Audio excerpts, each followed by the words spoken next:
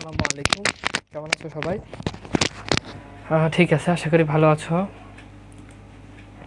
তো আজকে আমরা রেইনকোট, আমাদের যে গল্পটা রয়েছে, আমরা সেই গল্পটা নিয়ে আমরা আমাদের আজকের ক্লাসে আলোচনা করব। ওকে, সো তাহলে কথা না বাড়িয়ে চলে যাচ্ছি আমাদের আজকের ক্লাসে, মূল ক্লাসে। আশা করি সবাই ভালো আছো, যে যেখানে আছো। আমাকে দেখতে পাচ্ছ কিনা এবং শুনতে পাচ্ছ কিনা, আমার কথা শোনা যাচ্ছে কিনা, সব কিছু ঠিক থাকলে আমাকে একটু জানিয়ে দাও। তো আমরা শুরু করি শিক্ষার্থীরা আমাদের আজকের ক্লাস। আজকে আমরা রেইনকোট গল্পটা নিয়ে আলোচনা করব। রেইনকোট গল্পের ভাবার্থটা বোঝার জন্য চেষ্টা করব। ফার্স্ট অফ অল আমরা একটু মূল ভাবটা একটু বুঝবো। রেইনকোট গল্পের মূল ভাব যেটা, সেটা আমরা একটু বোঝার জন্য ট্রাই করব।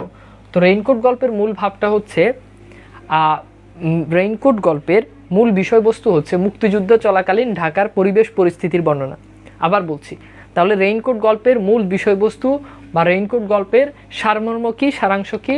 উত্তর হচ্ছে মুক্তিযুদ্ধ চলাকালীন ঢাকার বিষয়বস্তু বর্ণনা, মানে ঢাকার পরিবেশ পরিস্থিতি বর্ণনা। আবার বলছি, মুক্তিযুদ্ধ চলাকালীন ঢাকার পরিবেশ পরিস্থিতি বর্ণনা করা হয়েছে। আমরা একটু দেখি, রেইনকোট গল্পটি বাংলা কথা সাহিত্যের অনন্য সাধারণ প্রতিভার অধিকারী আখতারুজ্জামান ইলিয়াসের স্বাধীনতা যুদ্ধের সময়কার ঢাকার পরিস্থিতি নিয়ে রচনা করা হয়েছে। এরপর দেখো, মুক্তিযুদ্ধের শেষ সময়ে ঢাকা তথা বাংলাদেশের যুদ্ধ অবস্থা, তারপর হচ্ছে পাকিস্তানি সেনাবাহিনীদের বর্বর নিপীড়ন ও হত্যাযজ্ঞের মধ্যে ঢাকা শহরের মানুষের আতঙ্কগ্রস্ত জীবনচিত্র। আমরা দেখি গ্রাম অঞ্চলের কাহিনীগুলোই সাধারণত বেশি ফুটে ওঠে। মুক্তিযুদ্ধের সময় আমরা যে সিনেমাগুলো দেখি, সেগুলো গ্রাম অঞ্চলের কাহিনীগুলো একটু বেশি দেখা যায়। বাট এই গল্পটার ভিতরে দেখা যাচ্ছে ঢাকার যে পরিবেশ পরিস্থিতি ছিল সেই সম্পর্কে আমরা ধারণা পাই। দেখো, মুক্তিযুদ্ধের তৎপরতা এবং দেশীয় রাজাকারদের সাথে নিয়ে প্রাক হানাদারদের নৃশংস হত্যাচিত্র এখানে কি হয়, অঙ্কিত হয়। এরপর দেখো, গল্পের কথক প্রফেসর নুরুল হুদার বর্ণনার মাধ্যমে তখনকার যুদ্ধকালীন অবস্থাকে তুলে ধরা হয়েছে। অর্থাৎ মূল বিষয়বস্তু মুক্তিযুদ্ধের জবানিতে দেখা দিয়েছে কি, যুদ্ধ চলাকালীন যে পরিবেশ পরিস্থিতি সেগুলো বর্ণনা করা হয়েছে। রেইনকোটের প্রতীকী তাৎপর্য অসাধারণ, যেটা তার শালক মুক্তিযোদ্ধা মিন্টুর। তাহলে যেই রেইনকোটের কথা আসলে বলা হচ্ছে, ওই রেইনকোটটা মূলত তার শালক, মানে তার শালা যেটাকে বলে আর কি, বউয়ের ভাই। এই শালক মানে মিন্টু ছিল মুক্তিযুদ্ধের পক্ষে, এবং সে মুক্তিযুদ্ধ ছিল এই মিন্টুর রেইনকোটটা মূলত ইঙ্গিত করা হয়েছে। এরপর দেখো, বর্ষার দিনে সেটা গায়ে দিয়ে সাধারণত ভীতু প্রকৃতির নুরুল হুদার মধ্যে সঞ্চারিত হয় উষ্ণতা, সাহস ও দেশপ্রেম। অর্থাৎ মুক্তিযুদ্ধের রেইনকোট পরার পরে যেই শরীরের ভিতরে যে মুক্তিযুদ্ধের যে চেতনা, দেশপ্রেম যে জাগ্রত হয়েছে, সেই বিষয়টা রেইনকোট গায়ে দেওয়ার মধ্য দিয়ে ফুটে উঠেছে। গল্পটিতে মহান মুক্তিযুদ্ধের অবিনাশী চেতনা ধারণ করা হয়েছে। তাহলে আমাকে একটু জানিয়ে দাও, রেইনকোট গল্পের মূল বিষয়বস্তু কি? বুঝতে পেরেছো কি না? ভাই, ব্রাহ্মণবাড়ি আসছিলাম, আপনার ক্লাস খুব ভালো লাগলো। ও আচ্ছা, ব্রাহ্মণবাড়িতে তুমি ক্লাস করছো, গুড। আচ্ছা, সো আই হোপ মোটামুটি আমাদের এতটুকু পর্যন্ত ক্লিয়ার। ওকে, তো আমাকে একটু জানাও মূল ভাব ক্লিয়ার কিনা, তাহলে আমরা পরে যাব, অর্থাৎ গল্পটা আমরা আস্তে আস্তে পাঠ করব, গল্পের বিষয়বস্তু সম্পর্কে জানবো। ওকে, আচ্ছা ঠিক আছে। তো আমি দেখতে পাচ্ছি যে তো সবাই ক্লিয়ার। ওকে, ক্লিয়ার কিনা? পিডিএফ দেন না কেন? সব পিডিএফই তো দিয়ে দিলাম, কোনো পিডিএফ তো দেওয়ার বাকি নেই, পিডিএফ তো সবই দিয়ে দিই। সিলেটে কোন দিন আসবেন ভাইয়া? না, সিলেটে আসলে খুব একটা যাওয়া হয় না, আসলে বলবো তোমাদেরকে। হ্যাঁ, ওকে ঠিক আছে, clear clear. Okay fine, yes. এইবার আসো আমরা একটু যাই আমাদের গল্প পাঠ, অর্থাৎ গল্পের উৎসে আমরা একটু যাই। এই যে গল্পটি রয়েছে, রেইনকোট গল্পটি প্রকাশিত হয় 1995 সালের পরে। এটি ইয়েতে প্রকাশিত হয়, 1995-তে প্রকাশিত হয়। এরপর এটি জাল স্বপ্ন, স্বপ্নের জাল। এটা থেকে ইউনিভার্সিটিতে অনেক প্রশ্ন আসছে যে রেইনকোট এটি কোথা থেকে সংকলন করা হয়েছে। ঠিক আছে, উত্তর হচ্ছে কি? আমি বলছি, ভাই আপনার পাঞ্জাবির দাম কত? দাম শুনে তুমি কি করবা? তুমি কি আমার পাঞ্জাবি গিফট করবা? তুমি বেশি না 2000 টাকা দিয়ে একটা পাঞ্জাবি সুন্দর মতো আমার গিফট করতে পারো। ওকে, আচ্ছা এবার দেখো, তো এটা কি জাল স্বপ্ন, স্বপ্নের জাল, এখান থেকে সংকলিত হয়। এই গল্পের পাঠ গ্রহণ করা হয়েছে কোথা থেকে? আখতারুজ্জামান ইলিয়াস, সমগ্র 1 থেকে। তো এই হচ্ছে মোটামুটি আমাদের গল্পের উৎস। আমরা একটু চলে যাই গল্প পাঠে। এখানে তোমরা দেখতে পাচ্ছ যে যেগুলো একটু ইয়েলো কালার বা ডিফারেন্ট কালার করে দেওয়া আছে, এগুলো মানে আমাদের জন্য বেশি ইম্পর্টেন্ট, বেশি গুরুত্বপূর্ণ। ঠিক আছে, বরিশালে আসেন ভাইয়া? বরিশালে গেছিলাম, এই বছরই গেছিলাম, জানুয়ারিতেই গিয়েছিলাম, এবং বরিশালে মেবি 3 দিন ক্লাসও নিয়েছিলাম। আচ্ছা ঠিক আছে। ফরিদপুর কবে আসবেন? ফরিদপুরে এই বছরের শেষেই ক্লাস নিতে গিয়েছিলাম, তুষার কেয়ারে ক্লাস নিয়েছিলাম। ওকে, সিসি ভাইয়ার বিসি কোচিং না, সিসি কোচিংয়ের ওই যে ভিডিওটা আজকে যেটা ইয়ে করলাম আর কি। তো যাই হোক, আজকে মেডিকেলের রেজাল্ট দিলে তো আজকে হঠাৎ করে ক্লাসে বলতেছে এই প্রসঙ্গটা উঠে আসছে, বুঝতে পেরেছ?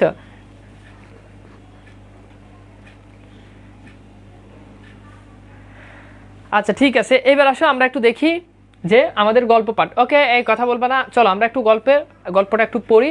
যেগুলো ইয়েলো কালার দেওয়া আছে ওগুলো মানে ইম্পর্টেন্টগুলো। ওকে, আচ্ছা খেয়াল করো, বলা হচ্ছে যে ভোর রাত থেকে বৃষ্টি। তাহলে বৃষ্টি কখন থেকে শুরু হয়েছে বলো? ভোর রাত থেকে বৃষ্টি শুরু হয়েছে। আচ্ছা এইবার খেয়াল করো, আহা বৃষ্টির ঝমঝম ভোল। এই ভোল শব্দের অর্থ হচ্ছে ধ্বনি, আওয়াজ। বৃষ্টির আওয়াজটা কেমন? রেইনকোট গল্পে ঝমঝম। এই বৃষ্টির মেয়াদ আল্লাহ দিলে পুরো 3 দিন, মানে টানা 3 দিন ধরে কি চলতেছে? বৃষ্টি চলতেছে। কারণ শনিতে 7, মঙ্গলে 3, আর সব দিলে দিন। এটা জেনারেল স্টেটমেন্ট, মানে এটা সাধারণ কথা। স্পেসিফিক ক্লাসিফিকেশন আছে, মানে বৃষ্টির একদম স্পেসিফিক, বৃষ্টি কতদিন ধরে হচ্ছে এটা স্পেসিফিক ক্লাসিফিকেশন, সুনির্দিষ্ট একটা ক্লাসিফিকেশন আছে। যেমন মঙ্গলের ভোর রাতে হইল শুরু 3 দিন মেঘের গুড়গুড়। তার মানে মঙ্গলের ভোর রাতে, একদম মঙ্গলের ভোর রাতে, স্পেসিফিক স্টেটমেন্ট কি বা স্পেসিফিক ক্লাসিফিকেশন কি? মঙ্গলের ভোর রাতে কি হয়েছে? শুরু হয়েছে। তারপর বুধের সকালে নামলো জল। তাহলে মঙ্গলের ভোর রাতে শুরু হয়েছে, আর বুধের সকালে কি হয়েছে? জল নেমেছে, মানে বৃষ্টি নামা শুরু করেছে। বিকেলে মেঘ কয় এবার চল। বৃহস্পতি শুক্র কিছুই বাদ নাই, মানে টানা বৃষ্টি হচ্ছে। কিন্তু এখন ভুলে গেছে, মানে এখন একটু কম। যেটুকু মনে আছে, পুরো বেড কাভারের নিচে গুটিসুটি শুয়ে আরেক পশলা ঘুমিয়ে নেওয়ার জন্যই তাই যথেষ্ট। যখন বৃষ্টি আসে তখন মনে হয় যে বাহিরের সব কাজকাম বাদ দিয়ে ঘুটিসুটি মেরে, হ্যাঁ এই যে এখানে বলেছে বেড কাভারের নিচে শুয়ে পড়ে। তো এখানে নুরুল হুদা তাই মনে হচ্ছে যে এই বৃষ্টির ভিতরে বাইরে না যায়, একটু গুটিসুটি মেরে বেড কাভারের নিচে শুয়ে পড়ি। অন্তত 3 দিন ফুটপাত বন্ধ। এটার মানে কি? 3 দিন ফুটপাত বন্ধ, এটার মানে বুঝাচ্ছে ওই যে বন্দুকে, তখন ঢাকার যে সারাক্ষণ খালি চারদিকে বন্দুকের আওয়াজ, গুলির আওয়াজ, এই গুলির আওয়াজকে এখানে বলা হচ্ছে যে ফুটপাত বন্ধ। মানে এই ফুটপাত, যে বন্দুকের যে গুলিগুলো রয়েছে, গুলির আওয়াজ আর নাই। এরপর দেখো, বাদলাই বন্দুকের বারুদ কি একটু জিরিয়ে নিবে না? মানে এই যে বন্দুকের বারুদ, এগুলো তো একটা জিরানোর দরকার আছে। এত বারুদ, এত বুলেট, এগুলো যদি সারাক্ষণ যদি ডিস্ট্রি করে চলতেই থাকে তা তো হবে না। এই জন্য বৃষ্টি আসছে, বৃষ্টির সাথে সাথে মানুষজন ঘরের ভিতরে শুয়ে পড়েছে বা মানুষজন শান্ত হয়ে গেছে। এখন আর ওই যে বন্দুক বারুদ এগুলোর আর আওয়াজ শোনা যাচ্ছে না। বলছে এগুলো একটু জিরিয়ে নিচ্ছে, মানে রেস্ট নিতেছে। ওকে, এই কটা দিন নিশ্চিন্তে আরাম করো, মানে এইবার হয়েছে, এবার সবাই নিশ্চিন্তে এই কটা দিন আরাম করো, আর কোনো বন্দুক আর কিছুর আওয়াজ আর শোনা যাবে না। এরপর দেখো, এরপর বলা হচ্ছে যে তার হলো কই, অর্থাৎ ভাবছি রেস্ট নিব, কিন্তু রেস্ট নেওয়া আর হলো কই। ম্যান প্রপোজেস, এটার মানে কি? ম্যান প্রপোজেস মানে হচ্ছে মানুষ ভাবে এক, হয় আরেক। মানে আমি ভাবছি আমি রেস্ট নিব, কিন্তু সেটা আর হলো না। এমন চমৎকার বদলার সকালে দরজায় প্রবল করোনারের শেষ হেমন্তের শীত শীত পর্দা ছিঁড়ে ফালা করে ফেললো। মানে একদম এই যে তোমার দরজার ভিতরে এমনভাবে করা নাড়তেছে, একদম সব ফালা করে ফেলছে, সব ভেস্তে দিল। ভেস্তে মানে কি? মানে সব নষ্ট করে দিল। মিলিটারি আজ তার ঘরে, মানে যখন করা নাড়তেছে নুরুল হুদার ঘরে, তখন নুরুল হুদা বলতেছে যে মিলিটারি আসছে তার ঘরে। সে ভাবছে যে মিলিটারি চলে এসেছে। আল্লাহ গো, আল্লাহুম্মা আনতা সুবহানাকা ইন্নী কুনতু মিনাজ জালিমিন। যখন মানুষ বিপদে পড়ে তখন মানুষ এই দোয়াটা পড়ে আর কি। সে এই দোয়াটা পড়তে সে দরজার দিকে এগোয়, মানে দরজার দিকে আস্তে আস্তে যায়। এই কয়েক মাস যে সে কত সূরাই মুখস্থ করেছে। মানুষ যখন বিপদে পড়ে তখন মানুষ সূরা পড়ে না, দোয়া দুরূদ পড়ে। তো এই কয়েক মাসে নুরুল হুদা এমন অনেক সূরা মুখস্থ করেছে। রাস্তায় বেরোলেই 5 কালেমা সব সময় রেডি রাখে ঠোঁটের উপর। মানে যখন সে রাস্তায় বের হয় তখন 5 কালেমা সবসময় তার কি হয়? ঠোঁটের উপর থাকে, 5 কালেমা থাকে। কখন যে মরে গেলে যাতে কালেমা সহ যাতে মরতে পারে। কোন দিক থেকে কখন মিলিটারি ধরে, তবুও একটা না একটা ভুল হয়েই যায়। মানে কোন দিক থেকে না মিলিটারি তাকে আক্রমণ করে, তবুও এই সারাক্ষণ 5 কালেমা মুখের উপর রাখে, তবুও একটা না একটা ভুল হয়ে যায়। ভুলটা কি? দেখো, দোয়া মনে হলো ঠিকই, কিন্তু টুপিটা মাথায় নিতে ভুলে গেছে। মানে দোয়া মনে আছে ঠিকই, কিন্তু টুপি মাথায় নিতে ভুলে গেছে, অথবা টুপি নিছে কিন্তু দোয়াটা ভুলে গেছে। তো ব্যাপারটা হচ্ছে এই যে, ঠিক আছে, যে একটা করলে আরেকটা করতে ভুলে যায়। এবার আসলে এই প্রশ্নটা একটু সলভ করো। যে বলা হচ্ছে দোয়া মনে হলো ঠিকই, কিন্তু মাথায় দিতে ভুলে গেল। শূন্যস্থানে উপযুক্ত, মানে মাথায় দিতে ভুলে গেল। অ্যাকচুয়ালি কি মাথায় দিতে ভুলে গেল? হেলমেট, তারপর হচ্ছে কি, বলো এখানে কি হতে পারে?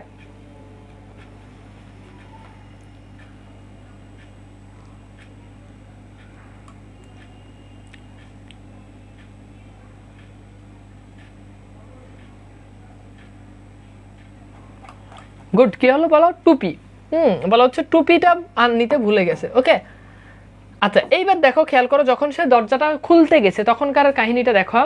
তখন বলছে যে দুটো ছিটকানি, অর্থাৎ তার যে ছিল যে ছিটকানি, যেটাকে উপর দিকে করে দেয় দরজার উপরে, একটা খিল, খিল মানে হচ্ছে ওই যে ইয়েতে ঢাসা বলে আর কি এটাকে, এই খিলটা, এবং কাঠের এই যে ঢাসা আর কি। খিল হচ্ছে ওই যে তোমার একটা সিটকানি, আর একটা খিল মানে ওই যে দরজার সেফটির জন্য যেগুলো ইয়ে করে আর কি।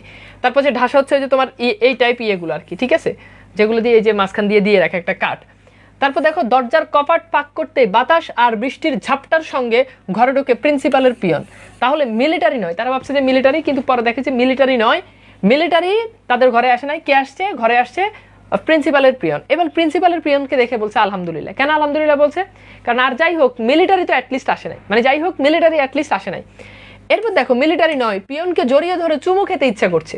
কেন পিয়নকে জড়িয়ে ধরে চুমু খেতে ইচ্ছা করতে? যাক আল্লাহ বাঁচাইছে, মিলিটারি না, মিলিটারি নয়, পিয়ন আসছে, ভাবছি মিলিটারি, এই জন্য তাকে জড়িয়ে ধরে চুমু খেতে ইচ্ছা করতেছে।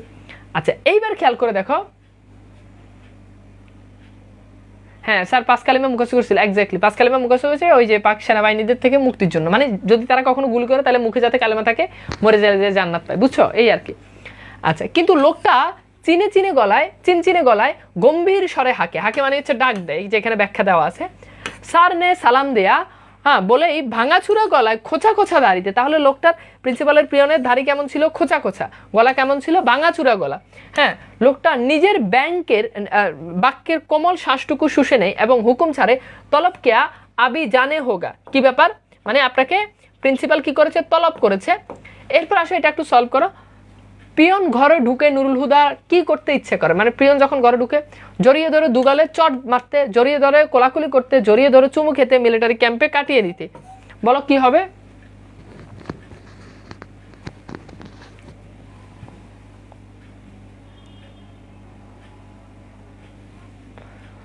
ওকে, আমি দেখতে পাচ্ছি সবার আগে উত্তর করেছে সুহানি, সাফা মারওয়া সুহানি। ওকে, সো কি হবে বলো? জড়িয়ে ধরে চুমু খেতে ইচ্ছে করে। ওকে, জড়িয়ে ধরে চুমু খেতে ইচ্ছে করে। আচ্ছা এরপর আসো আমরা একটু পরের ইয়েতে যাই। এরপর বলা হচ্ছে বেশি কথা বলার সময় নাই, কলেজের দেওয়াল ঘেঁষে কারা বোমা ফাটিয়ে গেছে তা গত রাতে। হ্যাঁ, মানে গত রাতে বলতে যে গত রাতে কলেজের দেওয়াল ঘেঁষে, মানে দেওয়ালের পাশেই কে জানি গেছে বোমা ফাটিয়েছে। কারা কি পাঠিয়েছে? বোমা পাঠিয়েছে।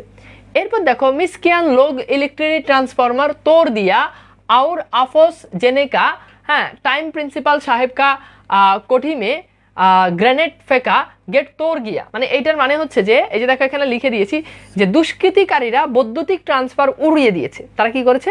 বৈদ্যুতিক যে ট্রান্সফার রয়েছে সেটাকে একদম উড়িয়ে দিয়েছে। ফিরে যাবার সময় যখন তারা এই বৈদ্যুতিক ট্রান্সফরমার যখন উড়িয়ে দিয়েছে, ফিরে যাওয়ার সময় প্রিন্সিপাল স্যারের বাড়িতে গ্রেনেড ছুঁড়েছে। তাহলে কার বাড়িতে গ্রেনেড ছুঁড়েছে? প্রিন্সিপাল। এবং সর্বশেষ গেট তোর গিয়া, মানে বলছে যে গেট ভেঙে গেছে, এবং এই যে গ্রেনেড ছুঁড়েছে যে প্রিন্সিপালের, ওখানে কি হয়েছে? গেটটা ভেঙে গেছে। এরপর দেখো ভয়াবহ কাণ্ড, মানে খুবই ভয়াবহ। ইলেকট্রিক ট্রান্সফরমার তো কলেজের সামনের দেওয়াল ঘেঁষে। মানে এখান থেকে পরীক্ষাতে প্রশ্ন আসবে যে ইলেকট্রিক ট্রান্সফরমার কোথায়? উত্তর হচ্ছে কলেজের সামনের দেওয়াল ঘেঁষে। এরপর দেখো দেওয়ালের পর বাগান টেনিস লন। দেখো এখানে এই কোনটার পর কোনটা? তাহলে আগে দেওয়াল, হ্যাঁ তারপর বাগান, তারপর টেনিস লন, তারপর কলেজের দালান, মস্ত দালান পার হয়ে ফুটবল ক্রিকেটের মাঠ।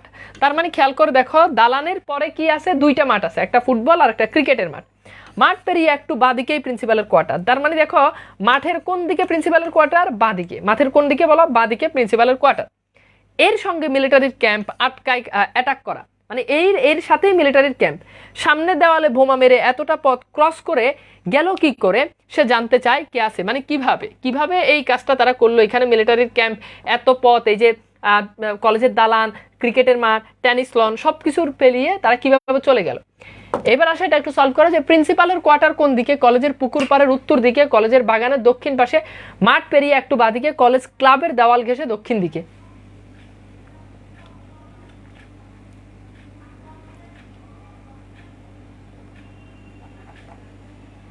গুড, সবার আগে উত্তর করেছে নাইম, উত্তর করেছে জানা তো নাইম, উত্তর করেছে সি। তাহলে কি হবে বলো? মাঠ পেরিয়ে বাদিকে, মাঠ পেরিয়ে বাদিকে। ওকে, মাঠ পেরিয়ে বাদিকে একদম দেখো ডিরেক্টলি আমাদের গল্প থেকেই পরীক্ষাতে প্রশ্ন আসতেছে। আচ্ছা এরপর দেখো প্রিন্সিপাল পিয়ন জানবে কি করে? মানে প্রিন্সিপালের ওই পিয়ন সে কিভাবে জানবে? আও আপ হি কি ক সকতা, মানে সেটি আপনি বলতে পারবেন, মানে আমি তো জানি না, সেটা আপনি বলতে পারবেন। মানে সেই বা বলবে কি করে? পিয়ন কি তাকে মিসক্রিয়েন্টদের লোক ভাবে নাকি? মানে বলছে যে পিয়ন মিসক্রিয়েন্ট মানে হচ্ছে দুষ্কৃতিকারী, যারা এই মানে যারা এই কাণ্ড ঘটিয়েছে তাদেরকে বলছে। তার মাথাটা আপনা আপনি নিচু হয়ে মুখ দিয়ে পানির মতো গড়িয়ে পড়ে। ইসহাক মিয়া বৈঠিয়ে চাটা খাইয়ে আমার এই 5-7 মিনিট লাগবে, মানে আমার 5-6 মিনিট লাগবে বসার জন্য বলছে। এরপর সে কি বলতেছে, ওই যে প্রিন্সিপাল, মানে প্রিন্সিপালের যে পিয়ন, সে মূলত আসছে নুরুল হুদাকে খবর দেওয়ার জন্য যে কলেজের প্রিন্সিপাল আপনাকে ডাকছে, এই জন্য সে বলতেছে। আচ্ছা, এরপর বলছে যে নেহি নাস্তার আমন্ত্রণ ফিরিয়ে দিয়ে ইসাক বলে আব্দুস সদ্দার মির্দা কা ঘর জেনা হাগা। তারপর বলছে আব আবি আইয়ে, এক কর্নেল সাহেব পাউচ গিয়া সব প্রফেসরকে এত্তেলা দিয়া। তারপর হচ্ছে ফৌরন আইয়ে, মানে বলতেছে যে এখানে দেখো এটার ব্যাখ্যা দেওয়া আছে যে আব্দুস সত্তার মৃধা বাসায় যেতে হবে, আপনি এখনই আসুন। এক কর্নেল সাহেব ইতোমধ্যে চলে এসেছেন, মানে ইতোমধ্যে কলেজে চলে এসেছেন, কর্নেলের আসার আগের কথা ছিল আপনার সব। তারপর বলছে প্রফেসর ডেকেছেন, তাড়াতাড়ি আসুন, মানে আপনাকে সব প্রফেসরদেরকে, কলেজের যত প্রফেসর আছে সব প্রফেসরকে কলেজে রাখছে, আপনি তাড়াতাড়ি আসুন। কর্নেলের নেতৃত্বে মিলিটারির হাতে কলেজটা এবং তাকে ন্যস্ত করায় ইসহাক বেরিয়ে যায়।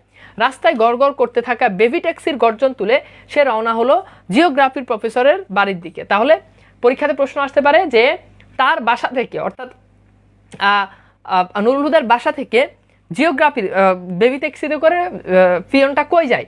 উত্তর হচ্ছে কি, ইসহাক মিয়া কই যায়? উত্তর হচ্ছে জিওগ্রাফির প্রফেসরের দিকে। ইসহাক নিজেই এখন মিলিটারির কর্নেল বললে চলে, মানে সে সারাদিন কর্নেলদের সাথে থাকতে থাকতে এখন তাকে নিজেকেও কর্নেল বলতে চলে, ঠিক আছে? আচ্ছা, এইবার খেয়াল করো, দেখো, তবে একটু বুঝো, গদ্যটা একটু ভালো করে বুঝো, মানে কমেন্ট না করে বুঝে বুঝে ইয়ে জিনিসটা করো, মানে উল্টাপাল্টা আজারে কমেন্ট করে তো লাভ নাই, বুঝো, লাইনগুলো বুঝো। যখন কমেন্টটা লিখতেছো তখন একটা লাইন চলে গেলে ওই লাইনটা না বুঝলে ওটা থেকে এমসিকিউ আসলে এটাই লস, বুঝতে পেরেছো? আচ্ছা, এরপর দেখো, তবে ভোরবেলা কলেজের ভেতরে কর্নেল খোদ চলে আসায় হয়তো ডেমোটেড হয়েছে লেফটেন্যান্ট কর্নেল। অর্থাৎ বলেছেন যে ভোরবেলায় যখন কলেজের ভিতরে যখন কর্নেল খোদ মানে হচ্ছে নিজেই যখন চলে আসে, তখন হয়তো ডেমোটেড মানে একটু পিছপা হয়ে গিয়েছেন, ডিমোটিভেট আছে না, ওটা থেকে আর কি ডেমোটেড। হ্যাঁ, লেফটেন্যান্ট কর্নেল মানে লেফটেন্যান্ট কর্নেল তখন একটু ডেমোটেড হয়েছেন, আরও নিচে নামতে পারে, মানে নিচে নেমে গেছে। কিন্তু ক্যাপ্টেনের দিকে তাকে ঠেলা মুশকিল। মিলিটারির প্রাদুর্ভাব মানে কি? প্রাদুর্ভাব মানে হচ্ছে অহেতুক আবির্ভাব, মানে হুদাই মিলিটারির যে মিলিটারিরা যারা আসছে তারা মানে কোনো কাজ ছাড়াই চলে আসছে। তারপর দেখো, মিলিটারির প্রাদুর্ভাবের পর থেকে তাকে দেখে কলেজের সবাই তটস্থ। এপ্রিলের শুরু থেকে সে বাংলা বলা ছেড়েছে। কে বাংলা বলা ছেড়েছে? ওই যে পিয়নটা ছিল, পিয়নটা বাংলা বলা ছেড়ে দিয়েছে। কেন ছাড়ছে? তখন অনেকেই কিন্তু বাংলা বলতো না, উর্দু বলতো, যাতে করে পাকিস্তানি ওই যে মানে পাকিস্তানি হানাদার যারা ছিল তাদের সাথে উর্দু বললে যাতে উর্দু তাদের ভাষা একটু সিম্পেথি পায়, আর যাতে মনে করে যে পশ্চিম পাকিস্তানের মুখ। তা দেখো, কোন কালে দাদা না পরদাদার ভয়াম মানুনাকে যেন দিল্লিওয়ালা কোন সাহেবের খাস খানসামা, মানে খাস খানসামা মানে হচ্ছে যে আহার পরিবেশন করে যারা, ওই যে মোটা সোটা যারা আহার পরিবেশন করে, সেই সুবেদারের দিন রাত এখন উর্দু বলে। অর্থাৎ তারা এখন কি করতেছে? দিন রাত উর্দু বলতেছে। আচ্ছা, এরপর দেখো, বলছে যেতেই হবে। কে বলতেছে? দেখো, অসময় বৃষ্টিতে ভিজে এটা তোমার হবে, তোমার হাঁপানির টানটা আবার। এইবার এটা বলতেছে তার বউ যে তোমাকে কি এখন যেতেই হবে? এই অসময়ের ভিতরে বৃষ্টিতে ভিজে যখন তুমি যাবা তখন তোমার হাঁপানির টানটা আবার উঠবে। তার মানে এখান থেকে আমরা জানতে পারি নুরুল হুদার হাঁপানি প্রবলেম ছিল। এরপর দেখো, বউয়ের এইসব সোহাগের কথা শুনলে কি তার চলবে? বউ কি প্রিন্সিপালের ধমকের ভাগ নিবে? বলছে যে বউয়ের এইসব কথা শুনে কি আমার লাভ আছে? বউ আমার এইসব সোহাগ দেখাইতেছে, কিন্তু আমি যদি না যাই তাহলে প্রিন্সিপাল যে ধমক দিবে সেই ভাগটা তার বউ নিবে না। এর উপর কলেজে কর্নেল এসেছে, তাও আবার কলেজে কর্নেল চলে এসেছে। মনে করো কলেজে এমনিতেই নর্মালি প্রিন্সিপাল থাকলে একটা হিসাব, কিন্তু উপর মহল থেকে যখন কেউ আসে তখন তো অবভিয়াসলি তাকে তাড়াতাড়ি করতে হবে। ওকে, তাড়াতাড়ি কি করতে হবে? যেতে হবে। এরপর দেখো, কপালে আজ কি আছে আল্লাহ জানে। ফায়ারিং স্কোয়াডে যদি দাঁড় করিয়ে দেয় তো কর্নেল সাহেবের হাতে পায়ে ধরে ঠিক কপালে গুলি করার হুকুম জারি করানো যায় না। এটার মানে কি? মানে এই যে দেরি করে আসছি, যদি আমার উপর খেপে যায় তাহলে ফায়ারিং স্কোয়াড মানে যেখানে দাঁড়ায়, মানে এমন একটা জায়গা আছে যেখানে দাঁড়ায় মানুষকে ফায়ার করে। বলছে এখানে যদি আমাকে যদি দাঁড় করায় তাহলে আমি বলবো যে গুলিটা আমার একদম কোথায়? গুলিটা আমার একদম মাথায় ইয়ে করেন, মানে বুকে না দিয়ে মাথাতে দেন, তাহলে আমি সাথে সাথে মরে যাবো। এটার মানে হচ্ছে এটা।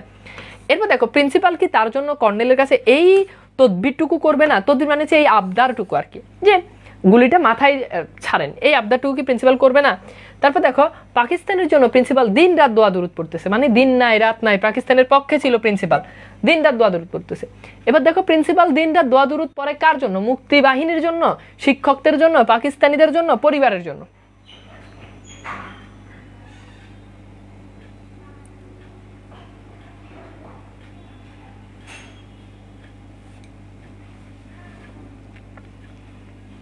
ওকে, সবার আগে উত্তর করেছে জান্নাতুন নাইম, ইমতিয়াজ ফারাবি উত্তর করেছে, সুমাইয়া মুস্তাফি উত্তর করেছে।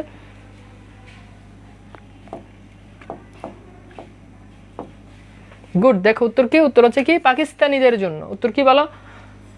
পাকিস্তানিদের জন্য। গুড, উত্তর কি পাকিস্তানিদের জন্য।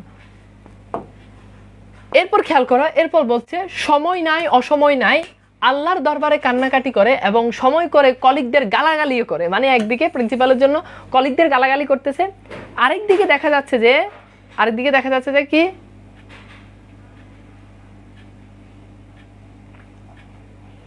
আরেকদিকে দেখা যাচ্ছিল কি যে একদিকে আমার কলিগরা গালাগালি করতেছে, আরেকদিকে ওই যে পাকিস্তানিদের জন্য আল্লাহর কাছে দোয়া দরুদ পড়তেছে।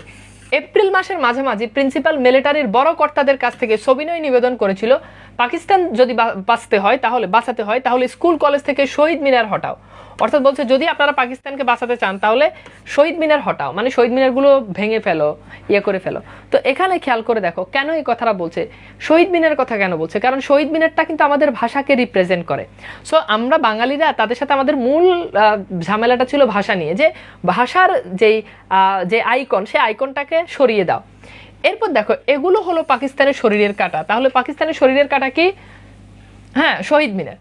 এরপর দেখো খেয়াল করে দেখো, পাকিস্তানের পাকসাপ শরীরটাকে নিরোগ করতে হলে এমন কাটা উপড়ে ফেলতে হবে, তা মিলিটারি ডক্টর আফাজ আহমেদ পরামর্শ শুনেছে।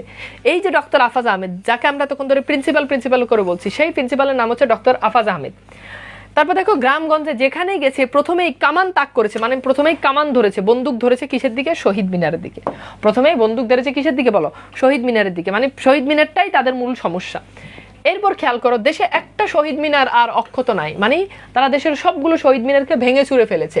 তা প্রিন্সিপাল তাদের এত বড় একটা পরামর্শ দিল, আর সামান্য এই লেকচারারের গুলি করার সময় শরীরের আলতু ফালতু জায়গা বাদ দিয়ে তারপর দেখো কাপাটা টার্গেট করতে অনুরোধ, কপালটা টার্গেট করতে অনুরোধ করার মানবে না। মানে এই যে প্রিন্সিপাল তাদের জন্য এত কিছু করছে, এত সুপারিশ, এত তাদের জন্য এত কিছু, এই যে তাদেরকে শহীদ মিনার হঠাতে বলছে, এত পরামর্শ দেয়, আর প্রিন্সিপাল যদি অনুরোধ করে যে আমার এই টিচারটার কপালে গুলি করেন, তাহলে তো অবশ্যই তারা এটা মানবে। আবার প্রিন্সিপালকে সে এত সার্ভিস দিচ্ছে, তার কলিগকে তাও বা সাব অর্ডিনেটরের জন্য এতটুকু করবে না? মানে সে একজন সাব অর্ডিনেটর, তার জন্য কি এতটুকু করবে না? এই অনুরোধটা রাখবে না? এরপর দেখো প্যান্টের পা গলিয়ে দিতে দিতেই সে শোনে, মানে প্যান্ট পড়তেছে এমন সময় সে শোনে রান্নাঘর থেকে তার বউ বলছে তাড়াতাড়ি চলে এসো, বৃষ্টি শুরু হওয়ার আগে মিরপুর ব্রিজের দিক থেকে গুলির আওয়াজ আসছিল, এখন কি হয়? মানে বলছে তো তুমি তাড়াতাড়ি চলে এসো, পরিবেশ পরিস্থিতি ভালো না। এসব কথা এখন বলার দরকার কি? রেডিও টেলিভিশনে হরদম মানে একদম পুরো দমে হরদম খবর চলছে, সিচুয়েশন নর্মাল। অর্থাৎ রেডিও টেলিভিশনে বলছে যে এখন দেশের সিচুয়েশন নর্মাল, পরিস্থিতি স্বাভাবিক, দুশ্মনকে সম্পূর্ণ কবজা করা গেছে, মানে দুশ্মন যারা আছে তাদেরকে সম্পূর্ণ কবজা মানে সম্পূর্ণ আয়ত্তে নিয়ে আসা গেছে। এরপর দেখো মিসক্রিয়েন্টরা এখন সব খতম, মানে শত্রুরা, দুষ্কৃতিকারীরা তারা সব খতম। প্রেসিডেন্ট দেশে গণতন্ত্র ফিরিয়ে দিতে বদ্ধপরিকর, মানে প্রেসিডেন্ট দেশে গণতন্ত্র ফিরিয়ে দিবে। কিছুদিন বাদে তার ভাষণ শোনা যায়। তারপর দেখো our ultimate aim remains the same, that is to hand over power to the elected representatives of the people. অর্থাৎ এটার মানে হচ্ছে যে জনগণের দ্বারা নির্বাচিত প্রতিনিধির কাছে ক্ষমতা হস্তান্তর করাই আমাদের লক্ষ্য। অর্থাৎ তারা বলতে যে জনগণের দ্বারা যারা নির্বাচিত হবে তাদের কাছে আমরা ক্ষমতা ফিরিয়ে দিব। এরপর দেখো সবই তো নর্মাল হয়ে আসছে, বাঙালি ইস্ট পাকিস্তান গভর্নর মন্ত্রীরা ইস্ট পাকিস্তানি, সবাই তো স্বাভাবিক। এখন বউ তার এসব বাজে কথা বলে কেন? অর্থাৎ সবই স্বাভাবিক, কিন্তু আসমা কেন এসব বাজে কথা বলতেছে? আসমাকে নিয়ে আর পারা যায় না। তার মানে তার যে বউ ছিল সেই বউয়ের নাম কি? উত্তর হচ্ছে আসমা। এই আসমা দেখো মানে তার স্বামীর প্রতি ভালোবাসাটা এখানে ফুটে উঠেছে। এরপর দেখো সে কি করছে, এই বৃষ্টিতে শুধু ছাতাতেই তার কুলাবে না, মানে শুধু একটা ছাতা দিলেই তার ভালোবাসা কুলাবে না। বউয়ের আরেক দফা সোহাগ মানে বুঝতে পারতেছে আদর শোনা গেল। সেই সোহাগটা কি? তুমি বরং মিন্টুর রেইনকোটটা নিয়ে যাও। মিন্টু হচ্ছে আসমার ভাই অর্থাৎ নুরুল হুদার শালক, বলছে তুমি বরং মিন্টুর এই রেইনকোটটা তুমি নিয়ে যাও। এইবার দেখো আমরা এইটা একটু সলভ করি। তারপর দেখো কালকে বাংলা পরীক্ষা আছে, এই গদ্যটা সিলেবাসে আছে, এটা কি আজকে শেষ হবে? হ্যাঁ আজকে শেষ হয়ে যাবে ইনশাল্লাহ। তোমরা যেভাবে কথাবার্তা বলো, যেভাবে কমেন্ট করো, এইভাবে করলে তো শেষ হবে না, ঠিক আছে? আচ্ছা এরপর দেখো মিলিটারি লাগার পর থেকে এই নিয়ে 4 বার বাড়ি পাল্টানো হলো। মানে কতবার? এখান থেকে এটা ইম্পর্টেন্ট। এই মিলিটারি যখন আক্রমণটা যখন শুরু হয়েছে তখন থেকে বলছে 4বার অলরেডি তারা বাড়ি পাল্টে ফেলেছে। এখন আসার পর নিচতলায় ভদ্রলোক একদিন বলছিল আমার ভাইটাকে আর ঢাকায় রাখলাম না, যে গোলমাল বাড়িতে পাঠিয়ে দিলাম, শুনে বুকটা আমার টিপ টিপ করছিল। মানে কি, মানে যখন সে নতুন বাসাতে উঠছে তো ওই বাসাতে একজন বলতেছে যে যে আমার ভাইটাকে ঢাকাতে রাখলাম না। এটা শুনে আসমা তার ভাইয়ের ব্যাপারে খুব সেন্সিটিভ, মানে মিন্টুর ব্যাপারে, তো বলছে যে মিন্টুকে আবার কোনো পাঠিয়ে দিবে নাকি এইটার জন্য। এবার যদি তার শালার প্রসঙ্গ, এখানে প্রসঙ্গ বানানটা মিস্টেক আছে, প্রসঙ্গ তোলে, মানে বলছে এবার যদি শালার প্রসঙ্গ তোলে তাহলে তো বলবে যে আমরা সহ একসাথে বাড়িতে চলে যাই। তারপর দেখো নিরাপত্তার জন্য এসে প্রথমে এসেছে কলেজ থেকে দূরে, আত্মীয় স্বজন থেকে দূরে, শহর থেকে দূরেই বলা চলে। ভেবেছিল নতুন এলাকা, পূব দিকের জানালার ধারে দাঁড়ালে চোখ পড়ে বিল আর ধান ক্ষেত, অর্থাৎ পূব দিকের জানালাতে যদি তাকায় তারা একদম মানে প্রত্যন্ত একটা অঞ্চল, গ্রামের একেবারে অঞ্চল। হ্যাঁ, তো এই অঞ্চলটা তারা যদি ইয়ে করে তাহলে দেখা যাচ্ছে যে সেখানে তাদের মানে শুধু বিল আর ধান ক্ষেতের দিকে তাদের চোখ পড়তেছে। আচ্ছা, এরপর খেয়াল করো, এরপর দেখো তা কি বিপদ, এদিকে নাকি নৌকা করে আসে স্টেন গানওয়ালা ছোকরার দল, মানে স্টেন গান একদম মেশিন টেশিন নিয়ে, পিস্তল টিস্তল নিয়ে। এদিক থেকে মনে হচ্ছে ওখানে বিল আছে, তো বিল দিয়ে নৌকাতে করে পোলাপাইন নাকি ছোকরা বানিয়েছে, ছেলেপেলেরা নাকি চলে আসে। এদিককার মানুষ চোখে খালি নৌকা দেখে, নৌকা ভরা অস্ত্র, এটা অস্ত্র হবে, মানে শুধু নৌকা দেখে আর সেই নৌকা ভরা অস্ত্র। এর উপরে বউ যদি মিন্টুর কথা তোলে তো অস্ত্র ঢুকে পড়ে তার ঘরের মধ্যিখানে, মানে যদি মিন্টুর কথা তোলে, মিন্টু তো মুক্তিযোদ্ধার লোক ছিল, তো যদি মিন্টুর কথা তোলে তাহলে তো একেবারে অস্ত্র ঘরের ভিতরে ঢুকে যাবে। এরপর দেখো মিন্টু যে কোথায় গেছে তা সেও জানে না, তার বউ জানে না। কিসিঞ্জার সাহেব বলেছেন এসব হলো পাকিস্তানের ইন্টারনাল অ্যাফেয়ার্স, মানে অভ্যন্তরীণ বিষয়।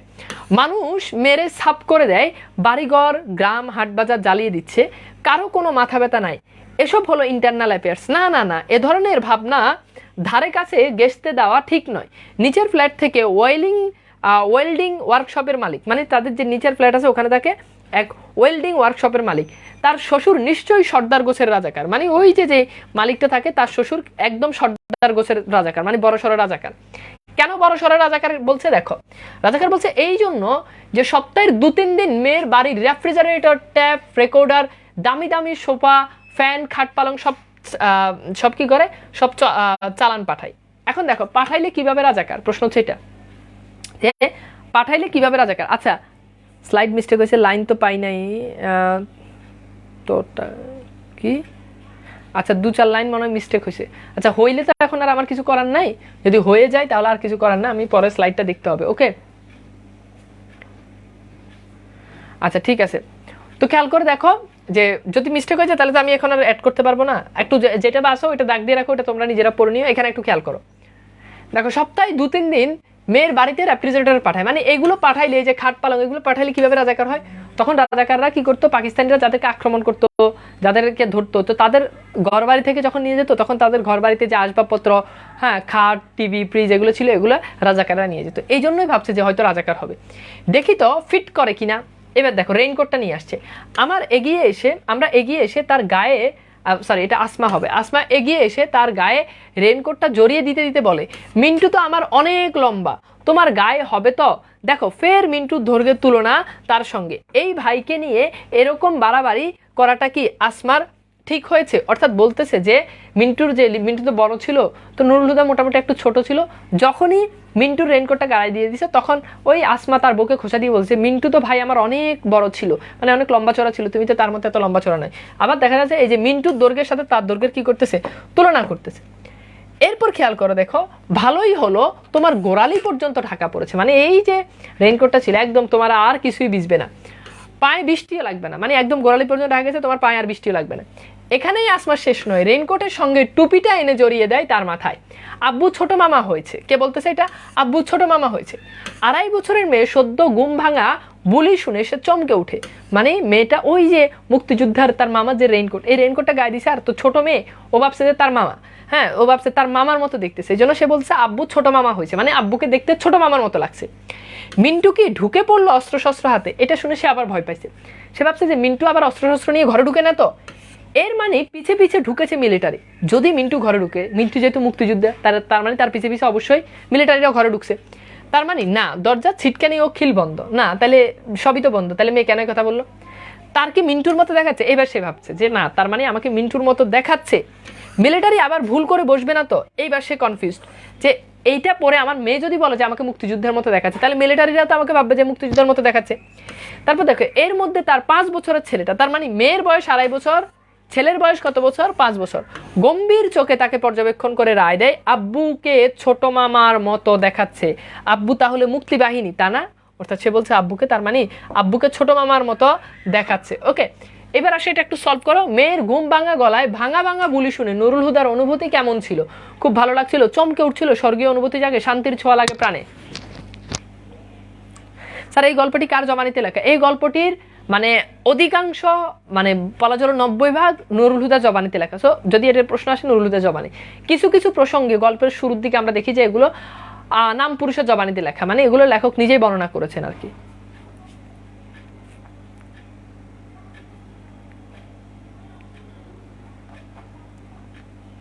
ওকে, সবার আগে উত্তর করেছেন মিন্টু শাহিন রাজ। গুড, এটার উত্তর কি বলো? বাড়ি সে কি করেছিল? চমকে উঠেছিল। ওকে, চমকে উঠেছিল। ওকে, এবার আসো নুরুল হুদার ছেলের বয়স কত? সলভ করো। নুরুল হুদার ছেলের বয়স কত?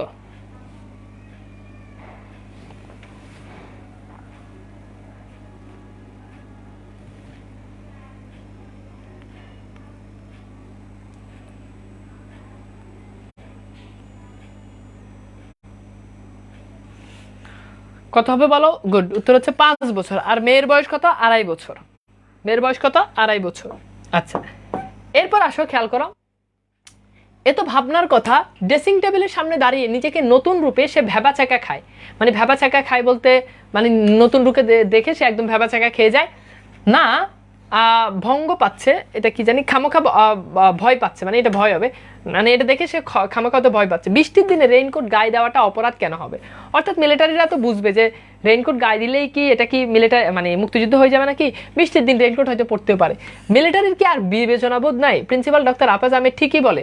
শুনেন, মিলিটারি যাদের ধরে মিছেমিছি ধরে না, সাব সার্ভিস অ্যাক্টিভিটিসের সঙ্গে মানে সামহাউ আর আদার্স ইনভলভ, মানে তাদের কোনো একটা অ্যাক্টিভিটিস, তাদের কোনো একটা কার্যকলাপের কারণে তাদেরকে হয়তো বুঝে যে তারা মুক্তিযুদ্ধ, এই জন্য তাদেরকে ধরে।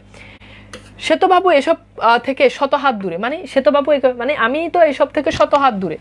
শালা তার বর্ডার ক্রস করলে ফিরে এসে দেশের ভেতরে ধমাধম মিলিটারি মারে, মানে মিলিটারিদের কথা বলছে, তাতে আর দুলাভাইয়ের দোষটা কোথায়? অর্থাৎ শালা মিলিটারি, শালা মুক্তিযুদ্ধে, তার দুলাভাইয়ের তো দোষ না, আমার তার দোষ নাই।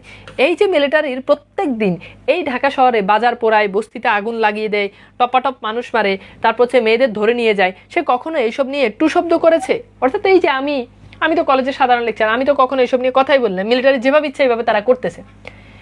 এবার দেখো, এটা দেখো, ড্রেসিং টেবিলের সামনে নিজেকে নিজের নতুন রূপ দেখে নুরুল হুদার মনের অবস্থা কেমন হয়? এক, নতুন রূপে ভ্যাবাচ্যাকা খায়, চমকে উঠে আনন্দিত হয়, নিজেকে মিলিটারি মনে করে।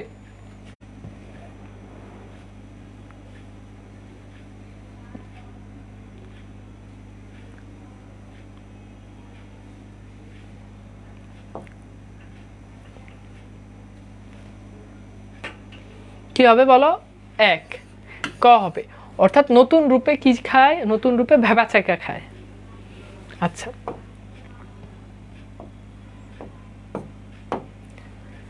এরপর আসো কলেজের দেওয়াল ঘেঁষে প্রিন্সিপালের কোয়ার্টার। তার মানে দেখো, কলেজের দেওয়াল ঘেঁষে একদম, মানে কলেজের দেওয়ালের পাশেই ছিল প্রিন্সিপালের কোয়ার্টার, পাশে মিলিটারির ক্যাম্প, আবার প্রিন্সিপালের কোয়ার্টারের পাশেই ছিল মিলিটারির ক্যাম্প। ক্লাস সব বন্ধ, ছেলেরা কেউই আসে না। তারপর দেখো মাস্টারদের হাজিরা দিতে হয়, তাও বহু টিচার গা ঢাকা দিয়ে রয়েছে কবে থেকে, মানে গা ঢাকা দিয়ে রয়েছে, তারা আর প্রকাশ্যে কলেজে আসে না। সে তো রোজ টাইমলি যায়, মানে এখানে তার কথা বলতেছে যে আমি তো রোজ টাইমলি যাচ্ছি কলেজে। স্টাফ রুমের কলিগরা ফিসফিস করে কোথায় কোন ব্রিজ, এটা ব্রিজ হবে, কোথায় কোন ব্রিজ উড়ে গেল, কোথায় 7 মিলিটারি রাশ পড়েছে ছেলেদের গুলিতে, এই কলেজের কোন কোন ছেলে ফ্রন্টে গিয়েছে, কই সে, হ্যাঁ সে তো এইসব আলাপের মধ্যে কখনোই থাকে না। অর্থাৎ নুরুল তো তার নিজের কথা বলতে চায়, আমি তো এইসব আলাপের ভিতরে কখনোই থাকি না। তারপর দেখো এইসব কথা শুরু হলেই আলগোছে উঠে সে চলে যায় প্রিন্সিপালের কামরায়, মানে যখনই এইসব মুক্তিযুদ্ধের রিলেটেড কথাবার্তা উঠে তখন সে কি করে? উঠে চলে যায়। ডক্টর আফাজ আহমেদের খ্যাস খ্যাস গলায় হিন্দুস্তান ও মিসক্রিয়েন্টদের আশু ও অবিসম্ভাবী পতন সম্বন্ধে নিশ্চিত ভবিষ্যৎবাণী শুনে, মানে এই যে আশুমানি যেটা আসবে, অর্থাৎ যেই পতনটা আসবে, অর্থাৎ যারা হিন্দু যারা রয়েছে, তারপর হচ্ছে মিসক্রিয়েন্ট যারা রয়েছে, মিসক্রিয়েন্ট বলতে এখানে মুক্তিযোদ্ধাদেরকে বোঝানো হচ্ছে, তো তারা যে তাদের নিশ্চিত, তাদের পরাজয় যে সুনিশ্চিত, এটা তার খ্যাস খ্যাস গলায় ছিল। এখান থেকে পরীক্ষাতে প্রশ্ন আসতে পারে আফাজ আহমেদের বা প্রিন্সিপালের গলা কেমন, উত্তর হচ্ছে খ্যাস খ্যাস গলা।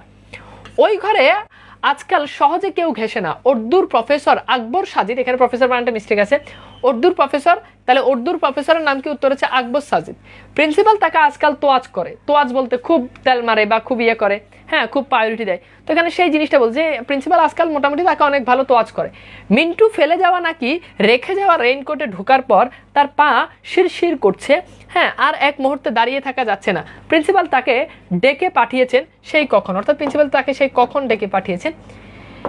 এরপর দেখো সে রাস্তায় নেমে পড়লো। যখনই রাস্তায় নেমে পড়লো তখন কি হলো, রাস্তায় একটা রিক্সা নাই, তার রিক্সার পরোয়া সে এখন করছে না। রেইনকোটের ভিতরে হাঁটতে হাঁটতে বাস স্ট্যান্ডে যেতে তার কোনো অসুবিধা হয় না। রেইনকোটের উপর বৃষ্টি পড়তে অবিরাম, মানে রেইনকোটের উপরে বৃষ্টি পড়তেছে অবিরাম, কি মজা, আর গায়ে লাগে না একটি ফোঁটা। অর্থাৎ রেইনকোটের উপরে বৃষ্টি পড়তেছে কিন্তু আমার ভিতরে আর বৃষ্টি লাগতেছে না, এটা একটা অন্যরকম অনুভূতি।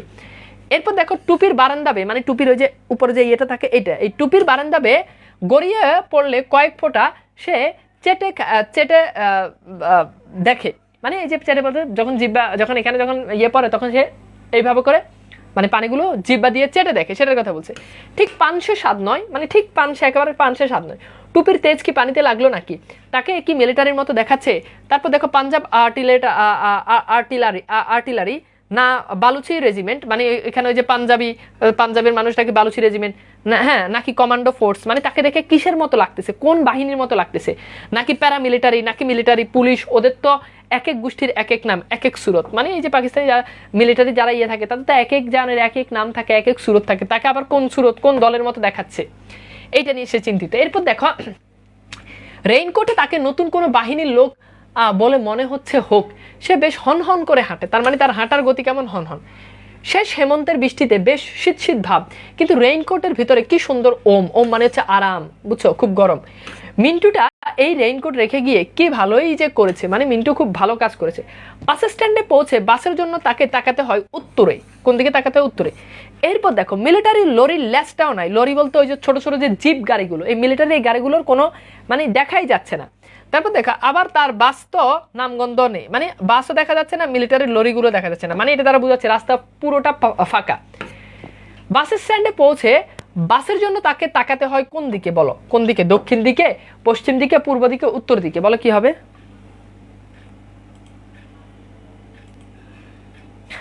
আচ্ছা একজন বলছে যে টুপির তেজ পানিতে লাগলো নাকি, মানে টুপির তেজ বলতে টুপিটা তো ছিল তোমার ওই যে মুক্তিযোদ্ধা, তো মুক্তিযোদ্ধাদের যে তেজ, এই তেজটা পানিটা ঠিক পানসে নয়, মানে পানি পানসে মনে হওয়ার কথা, একটু তেজ তেজ মনে হয়েছে আর কি। আবার মুক্তিযোদ্ধাদের রেইনকোট, তো এখানে বলছে টুপির তেজ বলতে রেইনকোটের যে তেজ সেটা আর কি, সেটার কথা বলছে। গুড, এটার উত্তর কি হবে সবাই। আচ্ছা দেখো এখানে আমরা একটু খেয়াল করে দেখি, দেখো আমরা একটু দেখি এখানে কিন্তু বলেছে, হ্যাঁ দেখো কই জানি এটা, এই যে উত্তর, ঠিক আছে কি হবে বলো, উত্তর হবে। ওকে সো উত্তর কি হবে বলো, উত্তর হবে। Good, very good. এইবার আসো এরপর খেয়াল করে দেখো বাস স্ট্যান্ডে পৌঁছে বাসের জন্য, এটা তো আমরা পড়লামই। এরপর দেখো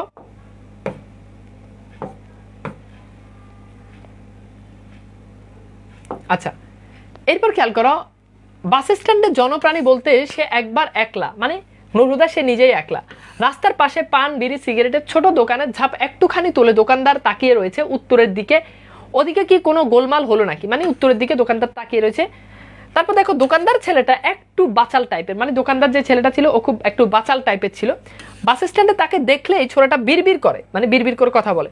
কাল শোনেন নাই মিরপুরে বিল দিয়া 2 নৌকা বোঝাই কইরা আইছিল, একটা জিপ উড়াইয়া দিছে, মানে ওই যে পরিবেশ পরিস্থিতির কথা ওই ছেলেটা বলতেছে, একটু বাচাল টাইপের, বেশি কথা বলে। কমপক্ষে 5টা খানসেনা খতম। বিবিসি কইছে, কি কইছে, রংপুর দিনাজপুর হাফের বেশি জায়গা স্বাধীন। এর মধ্যেই চিপচিপে বৃষ্টিতে লালচে আভা তুলে এসে পড়লো লাল রঙের স্টেট বাস। তাহলে নুরুলুদের যে বাসে করে যায় বা যে বাসে করে উঠে সেটা একটা স্টেট বাস, হ্যাঁ কেমন বাস, স্টেট বাস, এবং কি রঙের, লাল রঙের একটা স্টেট বাস, মানে যাত্রী পারাপারের বাস আর কি, স্টেট বাস বলতে বোঝায়। এরপর দেখো বাসে যাত্রী কম, না না কন্ডাক্টররা সবসময় যেমন, খালি গাড়ি বলে হ্যাঁ চেঁচায়, মানে গাড়ি পুরোটাই ভরা কিন্তু কন্ডাক্টররা সবসময় বলে খালি গাড়ি, গাড়ি খালি, আসেন আসেন, এটা সেরকম নয়, মানে সেরকমটা নয়, আসলেই খালি, গাড়িটাও খালি, আবার কন্ডাক্টর বলতেছেও খালি। সত্যি সত্যি অর্ধেকের বেশি সিট খালি। সে বাসে উঠে তার রেইনকোটের পানি পড়তে লাগলো বাসের বিঝে মাটিতে, মানে বাসের মধ্যে তার রেইনকোট থেকে আস্তে আস্তে পানি পড়তে লাগলো। এজন্য তার একটু খারাপ খারাপ কথা, অন্তত টিটকানি শোনার কথা, কিন্তু তাকে কেউ কিছু বলছে না। অর্থাৎ এই যে তার পানি, রেইনকোটের পানি গাড়ির ভিতর পড়তেছে, তাকে অন্তত কেউ টিটকারি করার কথা, কিংবা তাকে কেউ কিছু বলার কথা, কেউ তাকে কিছুই বলছে না। ওকে, কেউ তাকে কি বলছে না, কিছুই বলছে না। এরপর খেয়াল করে দেখো, তারপর দেখো বলা হচ্ছে যে ঠোঁটে তার একটু হাসি বেছানো থাকে, মানে সবসময় তার ঠোঁটে একটু হাসি থাকে। এই নীরব কিন্তু স্পষ্ট হাসির কারণ কি? এই যে তার রেইনকোটে পানিতে ভাসে 6 লাফ গেলেও কেউ টু শব্দ করছে না। কেউ কেন কোনো টু শব্দ করছে না জানো? কারণ এটা মুক্তিযোদ্ধাদের, এই জন্য কেউ কিছু বলছে না। তার পোশাক কি সবাইকে ঘাবড়ে দিল নাকি? এবার সে চিন্তায় পড়ে গেছে। তার মানে তার পোশাকের কারণে কি সবাই তাকে ভয় পাচ্ছে এমন কিছু নাকি? খালি রাস্তায় পেয়ে বাস চলে জোরে, মানে খালি রাস্তা পেয়ে বাসটা খুব জোরে চলতেছে, কিন্তু তার আসনটি সে নির্বাচন করতে পারতেছে না। মানে বাসে অনেক সময় যখন অনেকগুলো সিট ফাঁকা থাকে তখন আমরা কোন সিটে বসবো এটা নির্বাচন করতে পারি না। টলতে টলতে একবার এই সিট দেখে, মানে একবার এদিকে ধুলে ধুলে একবার এই সিট দেখে, পছন্দ হয় না, ফের ওই সিটের দিকে তাকায়, মানে একবার এক সিট দেখে। এমন সময় পেছনের দিক থেকে দুজন যাত্রী উঠে পড়ে তাড়াহুড়ো করে, মানে দুজন যাত্রী বাস থেকে তাড়াতাড়ি কি করে উঠে পড়ে, রাখো রাখো বলতে বলতে ঝুঁকি নিয়ে তারা নেমে পড়ে চলন্ত বাস থেকে। মানে ওই যে নুরুল হুদাকে দেখে দুজন তারা কি করে গাড়ি থেকে নেমে পড়ে। কেন নেমে পড়ে এটা একটু খেয়াল করে দেখো, সেটা একটু পরে বলতেছি। নুরুল হুদাকে দেখে কেন নেমে পড়ছে সেটা পরে বলছি। এবার দেখো বাস স্ট্যান্ডের পিছন দিক থেকে কতজন যাত্রী উঠলো? 2 জন, 3 জন, 4 জন, 1 জন। 6 লাফ কি? 6 লাফ মানে হচ্ছে সব জায়গায় ছড়িয়ে ছিটিয়ে যাওয়া, মানে পানি সব জায়গায়, 6 লাফ মানে পানি সব জায়গায় ছড়িয়ে ছিটিয়ে গিয়েছে।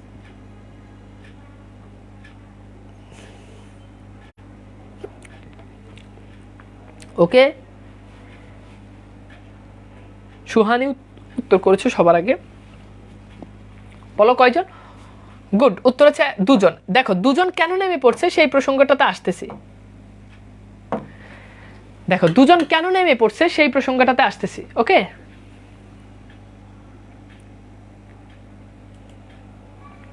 আচ্ছা এইবার খেয়াল করো,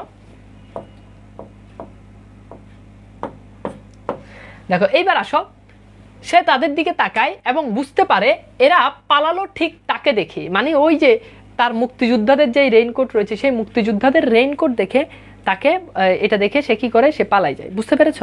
এটা সে বুঝতে পেরেছে। আচ্ছা এবার খেয়াল করো, আচ্ছা এবার দেখো লোক দুটো নিশ্চয়ই ক্রিমিনাল, মানে নিশ্চয়ই কোনো ক্রিমিনাল হবে। ক্রিমিনালরা সাধারণত মুক্তিযোদ্ধাদেরকে খুব ভয় পেত। একটা চোর আর একটা পকেটমার, কিংবা দুটোই চোর অথবা দুটোই পকেটমার, মানে চোর পকেটমার এগুলো হবে। নাম্বার মুহূর্তে দুটোর মধ্যে সর্দার টাইপের তার দিকে পেছনে ফিরে তাকালো, মানে তার দিকে নুরুল হুদার দিকে তাকাইছে। সেই চোখ ভরা ভয়, কেবল ভয়, মানে নুরুল হুদাকে দেখে ভীষণ ভয় পাইছে। জুৎসই সিট বেছে নিয়ে, মানে জুৎসই মানে যেখানে খুব পশভাবে খুব আরামে বসা যায় এমন একটা জুৎসই সিট বসে বেছে নিয়ে, হ্যাঁ তারপর যে ধপাস করে বসতেই ফোমে ফস করে আওয়াজ হয়, এবং তাতেই আর ফিরিয়ে তাকায় সামনের সিটের বসা 3 জন যাত্রী। 2 জন নেমে গেছে এবং 3 জন তার দিকে তাকাইছে। এদের সে ঠিক চোর অথবা পকেটমার বললে ঠিক শনাক্ত করে ফেলে, মানে এদেরকে দেখতে চোর পকেটমার এরকম মনে হচ্ছে।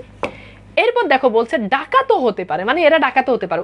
এবার সামনের যে 3 জন তার দিকে তাকাইছে তাদের কথা বলতেছে।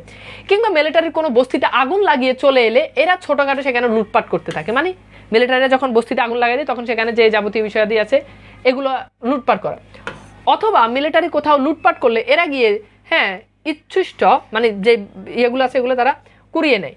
3টেই পরে স্টপেজে নামার জন্য অনেক আগ থেকে ধরপড় করে উঠে দাঁড়ায় এবং বাস থামার সঙ্গে সঙ্গে নেমে পড়ে ঝটপট পায়। তাহলে আগে 2টা নামছে, এখন 3টে নামছে। 3টা ক্রিমিনালের একটাও তার দিকে আর ফিরে তাকায় না। তার মানে তাকে বেশ ভয় পেয়েছে বললেই তার সঙ্গে চোখাচোখি এড়াতে তাদের এত কসরত, অর্থাৎ তাদেরকে এত কসরত করে কেন? যে তারা ভয় পাইছে এই জন্য। ওকে, বুঝতে পেরেছ? ব্যান এটার জন্য আপনার কথা অনেক পরে আসতেছে, আপনি সাইডে পড়ানোর সময় সবাই অ্যান্সার দিয়ে দিচ্ছেন। আচ্ছা তোমার নেটের সমস্যা, বাকিদের তো নেটের সমস্যা না, আমারও নেটের সমস্যা নেই ভাই। বাড়িতে পাশে আন্টি চাচি বুড়ো এসে মা বলছে যে ছেলেটা পড়াতে হলে আগে ঘুষের টাকা জোগাড় করো। কি বলবো কিছু বুঝতে পারতেছি না, কিছু একটা বলে দেন।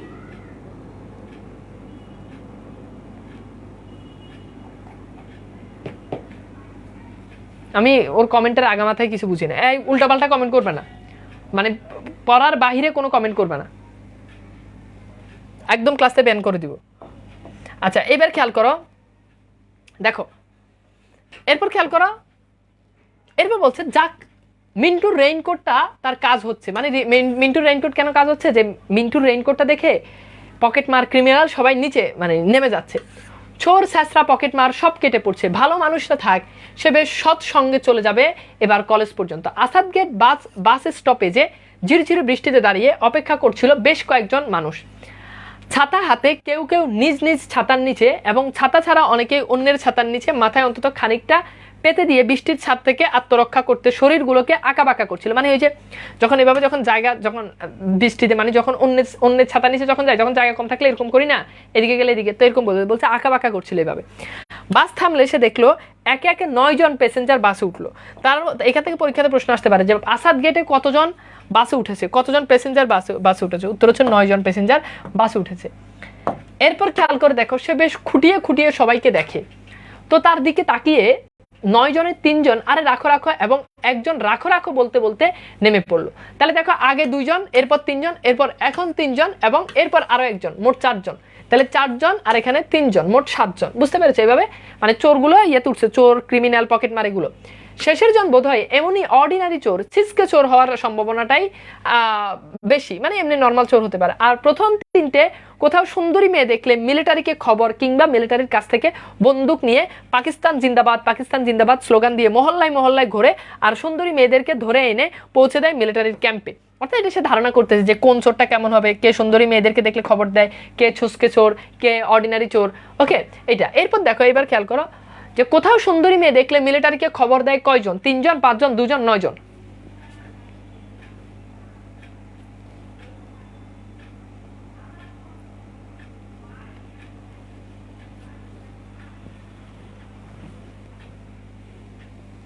বলো কি হবে? ভাই আমার অন্য আইডি থেকে ক্লাস করতে হচ্ছে, যার কারণে সবসময় ক্লাস করতে পারি না। গ্রুপে জয়েন হতে চাইলে রিজেক্টেড। আমি জানি না ভাইয়া, তোমাদের গ্রুপ এগুলো আমি হ্যান্ডেল করি না, এগুলো আমি আমার সাথে কথা বলে লাভ নাই। এখানে হেল্পলাইনে, বন্দি পাঠশালা হেল্পলাইনে যোগাযোগ করে করবা। আচ্ছা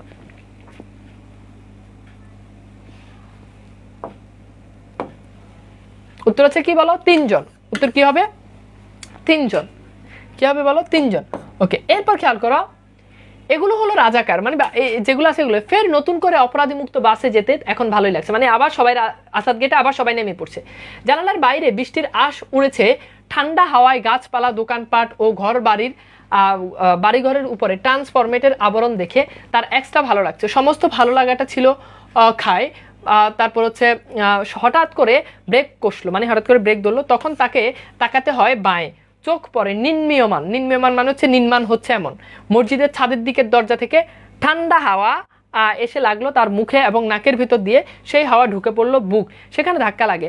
তারপর হচ্ছে ক্র্যাকডাউনের রাত কেটে ভোর হলে মিলিটারির গুলিতে এই মসজিদের ছাদ থেকে পড়ে গিয়েছিল মুয়াজ্জিন সাহেব। ওই যে তোমার যে 25 আগস্টের যে রাত আছে, সেই ক্র্যাকডাউনের রাত বলতে ওই রাতটাকে বুঝিয়েছে। হ্যাঁ, সেই রাতে কি করে ওই যে মসজিদের যে মুয়াজ্জিন আছে সেই মুয়াজ্জিনকে মেরে ফেলা হয়।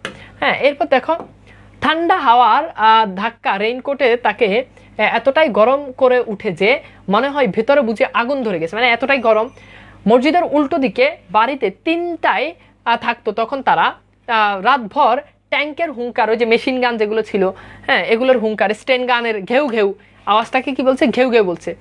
আর মানুষের কাতরানিতে তাদের কারো ঘুম হয়নি সে রাতে। ছেলে মেয়ে নিয়ে ছেলে মেয়ের মায়ের সঙ্গে সে শুয়েছিল খাটের নিচে। ভোরবেলা মিলিটারি মানুষ মারায় একটু বিরতি দিলে ছেলেমেয়েরা ঘুমিয়ে পড়ে এবং বন্ধ জানালার পর্দায় একটু তুলে দেয়, রাস্তা দেখতে থাকে।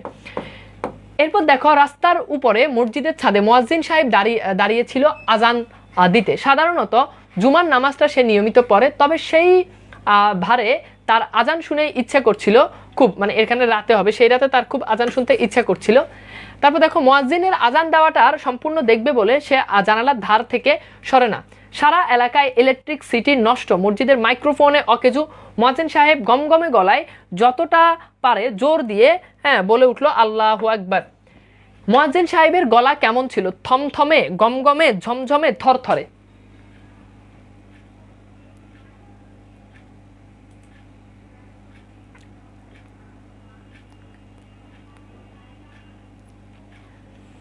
ওরা মেয়েদের ধরে নিয়ে কি করে, ওরা মেয়েদের ধরে নিয়ে পাকিস্তানি সেনাবাহিনী যারা ছিল তাদের কাছে দেয়, তারপর ডট ডট ডট।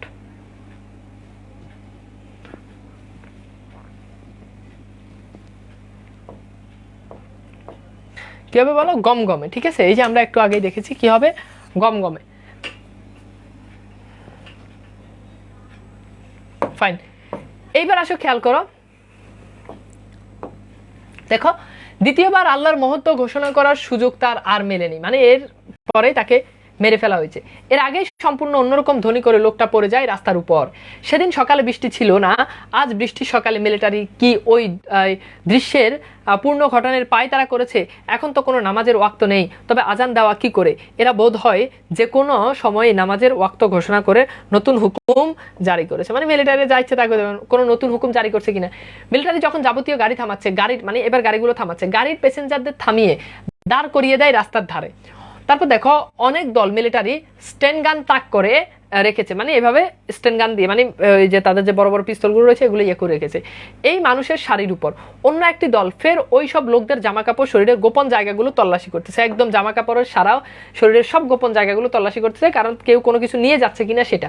মিলিটারি যাদের পছন্দ করে তাদের ঠেলে দিচ্ছে পেছনের দাঁড়ানো একটা লরির দিকে, মানে লরিগুলোর দিকে। তাদের বাসটিতে এসে উঠলো লম্বা এবং খুব পরশা এক মিলিটারি, মানে নুরুলুতে যে বাসে উঠছে ওই বাসে যেই মিলিটারি উঠছে সে খুব লম্বা ছিল এবং খুব ফর্সা ছিল। এরপর দেখো এখন বাসের ভিতর কোনো আওয়াজ নাই, মানে যাত্রীদের বুকে টিপ টিপ শব্দ, এই নীরবতার সুযোগ বাড়ে এবং এটাই তার মাথায় বাজে ধ্রাম ধ্রাম করে। বারান্দাওয়ালা টুপির নিচে শব্দের ঘষায় ঘষায় আগুন জ্বলে এবং তার হালকা বেরোয় তার চোখ দিয়ে। তবে একটু নড়ে বসলে মাথা ও বুকের ধ্বনি নিয়ন্ত্রণে আসে এবং এসবকে পরোয়া না করে সে সরাসরি তাকালো মিলিটারির মুখের দিকে। মিলিটারির চোখ ছুছালো হয়ে আসে এবং ছুছালো চোখের মনির কাটায় তো বিধে যায় তার মুখে, মানে একদম বিধে মানে হচ্ছে একদম কাটার মানে ইয়ের ভিতরে আর কি, চোখের ভিতরে। হ্যাঁ, এরপর আসো এটা একটু সলভ করা যে যাত্রীদের বুকে কেমন শব্দ, টিপ টিপ, ঝিমঝিম, গমগম, ধমধম, কেমন শব্দ?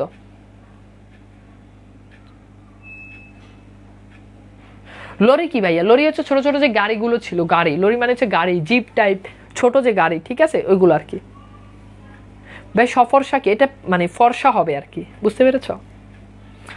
গুড। ইভা উত্তর করেছে, মিষ্টি ইভা উত্তর করেছে, আশরাফুল রিজভি উত্তর করেছে, আব্দুল্লাহ বিন রোমান উত্তর করেছে। Okay good. উত্তর হচ্ছে কি তাদের বুকে, যাত্রীদের বুকে টিপ টিপ করে। যাত্রীদের বুকে কি করে বলো? টিপ টিপ করে।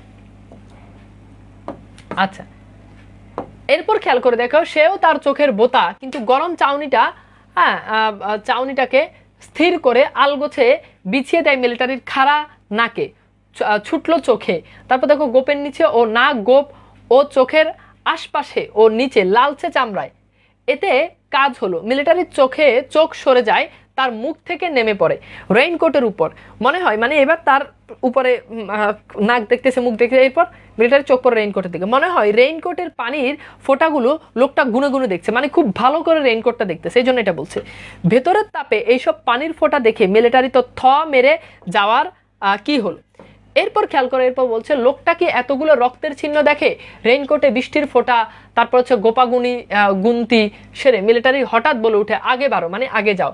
বাস হঠাৎ স্টার্ট দিয়ে কয়েক পা লাফিয়ে আগে বাড়ে এবং যাত্রীদের স্বস্তির নিঃশ্বাসের ধাক্কায় অতিরিক্ত বেগে ছুটে পার হয়ে যায় ঢাকা কলেজের গেটে, একদম ডিরেক্টলি এবার গন্তব্য, অর্থাৎ ঢাকা কলেজের গেট। আর নুরুলুতে সে কিন্তু ঢাকা কলেজের টিচার ছিল। নিউ মার্কেটের সামনে এসে পড়লে সে উঠে দাঁড়ায় এবং হুকুম করে রাখেন, নামবো। বাস একটু স্লো হলে তার রেইনকোট জমানো পানি গড়িয়ে পড়তে দিয়ে অপরাধীমুক্ত বাস থেকে সে নামতে নামতে সহযাত্রীদের দিকে তাকিয়ে সে ঠোঁট বাঁকায়, এতে তার সামনের সারির দাঁতও বেরিয়ে যায়। যারা দেখছে তারা তার সেই ভঙ্গিতে ঠিক হাসি বলে শনাক্ত করতে পেরেছিল বলে তার ধারণা হয়। এরপর দেখো প্রিন্সিপালের কামরায় প্রিন্সিপালের সিংহাসন মার্কা চেয়ারে বসে রয়েছে জাদ্রেল টাইপের এক মিলিটারি পান্ডা, অর্থাৎ প্রিন্সিপালের রুমে ওই মিলিটারি এক পান্ডা সে বসে রয়েছে। তার ভারিক্কি মুখ, এখানে ভারিক্কি মানে তার খুব ভারী, খুব মোটাসোটা মুখ, ভারিক্কি হবে। তার ভারিক্কি মুখ দেখে অনুমান করা যায় পান্ডাটি কর্নেল কিংবা মেজর জেনারেল অথবা মেজর বা ব্রিগেডিয়ার হবে, মানে যে পদগুলো রয়েছে খুব বড় পদ, এই পদগুলোতে সে হতে পারে। তাকে দেখে প্রিন্সিপালের কালো মুখ বেগুনি হয়। তাহলে এখান থেকে পরীক্ষাতে এই পান্ডারা ইয়েকে দেখে যখন যায় তখন আফাজ আহমেদ তার কালো মুখটা কি হয়? বেগুনি হয়। ডাক্তার আফাজ আহমেদ, এবার ডাক্তার আফাজ আহমেদ সম্পর্কে বলছে, MSc PhD EPSES হওয়ার চেষ্টা করতে করতে স্যার বলে হি ইউজ প্রফেসর হুদা, মানে সে হি ইজ প্রফেসর হুদা। কিন্তু আফাজ সাহেব MSc PhD নিজের ভুল সংশোধন না করে পারে না, sorry he is not a professor, A lecturer in chemistry. তার মানে এখান থেকে জানতে পারলাম নুরুল হুদা সে মূলত কেমিস্ট্রি লেকচারার ছিল। তারপর দেখো শাট আপ, এবার প্রিন্সিপাল থাকে, প্রিন্সিপাল। এরপর খেয়াল করো মিলিটারি পান্ডার মুখ কেমন ছিল, গোলগাল ভারী, তারপর হচ্ছে লম্বা লাল, বলো কি হবে ভাই? মিলিটারি পান্ডা কি মানে? পান্ডা মানুষ বলে না এই পান্ডা দিঘায়, মানে খুব মোটা সোটা যাদেরকে এদেরকে পান্ডা বলে আর কি, এটা তুচ্ছ তাচ্ছিল্য করে বলে, ঠিক আছে। সিংহাসন মার্কা কেমন? সিংহাসন মার্কা হচ্ছে খুব বড় আর কি, সিংহাসন দেখো না খুব বড় সড়ো, বুঝতে পেরেছে? এরকম বড় সড়ো আসনকে বলেছে।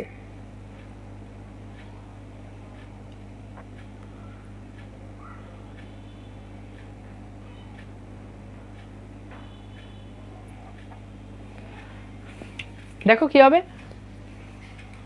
গুড। ওই যে ভারী কি মুখ বলছে মানে ভারী হবে, ওকে, তার মানে কি হবে, ভারী হবে। মিলিটারি পান্ডাকে, আরে বাবা মানে মিলিটারিকে পান্ডা বলে তুচ্ছ করছে আর কি, পান্ডা বলে না মোটা সোটা যেগুলো মানুষ ইয়ে করে পান্ডা বলে না ওইটা আর কি। এরপর দেখো তাকে এবং আব্দুস সাত্তার মৃধাকে নিয়ে মিলিটারি জিপে তোলার আগে জাদ্রের কর্নেল না ব্রিগেডিয়ার প্রিন্সিপালকে কড়া গলায় বলে সেনাবাহিনীকে নিয়ে মজা করে শায়েরি করা খুব বড় অপরাধ, মানে তাদেরকে নিয়ে মজা করা, তাদেরকে নিয়ে ইয়ে করা, এটা খুব বড় অপরাধ। এবার তাকে ছেড়ে দেওয়া হলো, তবে কড়া ওয়াচে রাখা হলো, মানে ওয়াচ মানে করার দৃষ্টিতে। উর্দুর প্রফেসর আকবর সাজির দোহাই পেরে প্রিন্সিপালের সুবিধা হয় না। এখানে নুরুল হুদা মানে সে খুবই চিন্তিত, হ্যাঁ। তারপর দেখো উদ্বিগ্ন হবে। তারপর দেখো সাজিদ সাহেব যদি পালিয়ে না থাকে তো তার কপালে যে কি আছে তা জেনে এক আল্লাহ আর জানে এই মিলিটারি। আচ্ছা এরপর খেয়াল করো, এরপর দেখো তাদের দুজনকে চোখে বেঁধে দেওয়া হয়েছিল, জিপ চালাচ্ছিল একে বেঁকে, মস্ত উঁচু একটা ঘরে তাদের এনে ফেলা হয়, মানে ওই যে নুরুল হুদা সহ মিলিটারিরা। চোখ খুলে দিলে সে আব্দুস সাত্তার মৃধাকে দেখতে পায়, মানে যখন মিলিটারি যখন নুরুল হুদা যখন চোখ খুলে ফেলে তখন আব্দুস সাত্তার মৃধাকে দেখতে পায়। জায়গাটাও একেবারে অচেনা, একটা ডেক চেয়ারে সে যতক্ষণ বসে থাকলো তার কোনো হিসাব নেই। তার সামনে একটা চেয়ারে এসে বসলো এক মিলিটারি, তাকে ইংরেজি নানা প্রশ্ন করছিল, সে জবাব দেয়, মানে আব্দুস সাত্তার মৃধাকে জবাব দিচ্ছে, আব্দুস সাত্তার মৃধা জবাব দিচ্ছে। লোকটা চলে গেলে তাকে অন্য ঘরে ফের অন্য একটা লোক এসে অনেক প্রশ্ন করে এবং সে জবাব দেয়। প্রশ্নগুলো প্রায় একই রকম এবং তার উত্তরও হেরফের হয় না। যেমন কিছুদিন আগে তাদের কলেজের কয়েকটা লোহার আলমারি কেনা হয়েছে, এগুলো বই নিয়ে এসেছিল কারা, মানে এই যে আলমারিগুলো কলেজে ঢুকাইছিল এগুলো কারা ঢুকাইছিল। সে জবাব দেয় ঠিক অফিসের জন্য 3টে, মানে অফিসের জন্য 3টে, বোটানি হিস্ট্রি জিওগ্রাফি ডিপার্টমেন্টের জন্য 2টো এবং ইংরেজির জন্য 1টা, মানে এই ডিপার্টমেন্টগুলোর জন্য আলমারি আনা হয়। সর্বমোট 10টি আলমারি কলেজে নিয়ে আসা হয়েছিল। এত কথা বলার দরকার নাই তার, এই আলমারিগুলো নিয়ে আসা হয় কয়েকটা ঠেলা গাড়িতে করে। ঠেলা গাড়িওয়ালাদের তো সে ভালো করেই চেনে, মানে যে ঠেলা গাড়িওয়ালা এগুলোতে সে ভালো করেই চিনে। নুরুল হুদা জবাব দেয় তাদের সে চিনবে কোথা থেকে, মানে নুরুল হুদা বলছে যে ঠেলা গাড়িওয়ালাকে আমি কিভাবে চিনবো, তারা হলো কুলি, সে একজন লেকচারার, তাহলে সে তাদের সঙ্গে এত কথা বলছিল কেন? মানে নুরুল হুদা ওই যে যখন ইয়েগুলো যখন আনতেছে তখন অনেক কথা বলছিল, ওই যে ইয়েটা ছিল আর কি, মানে যে কুলি যারা ছিল এটা। প্রিন্সিপালের আদেশে সে আলমারিগুলো স্টিলের পাতের ঘনত্ব, তারপর হচ্ছে দেরাজের সংখ্যা, তারপর হচ্ছে আকার, তারপর হচ্ছে তালাচাবির মান, রঙের মান প্রভৃতি, মানে বিভিন্ন বিষয়গুলো নিয়ে সে খুঁটিয়ে খুঁটিয়ে এটা দায়িত্ব তার উপর ছিল, সেগুলো দেখতেছিল।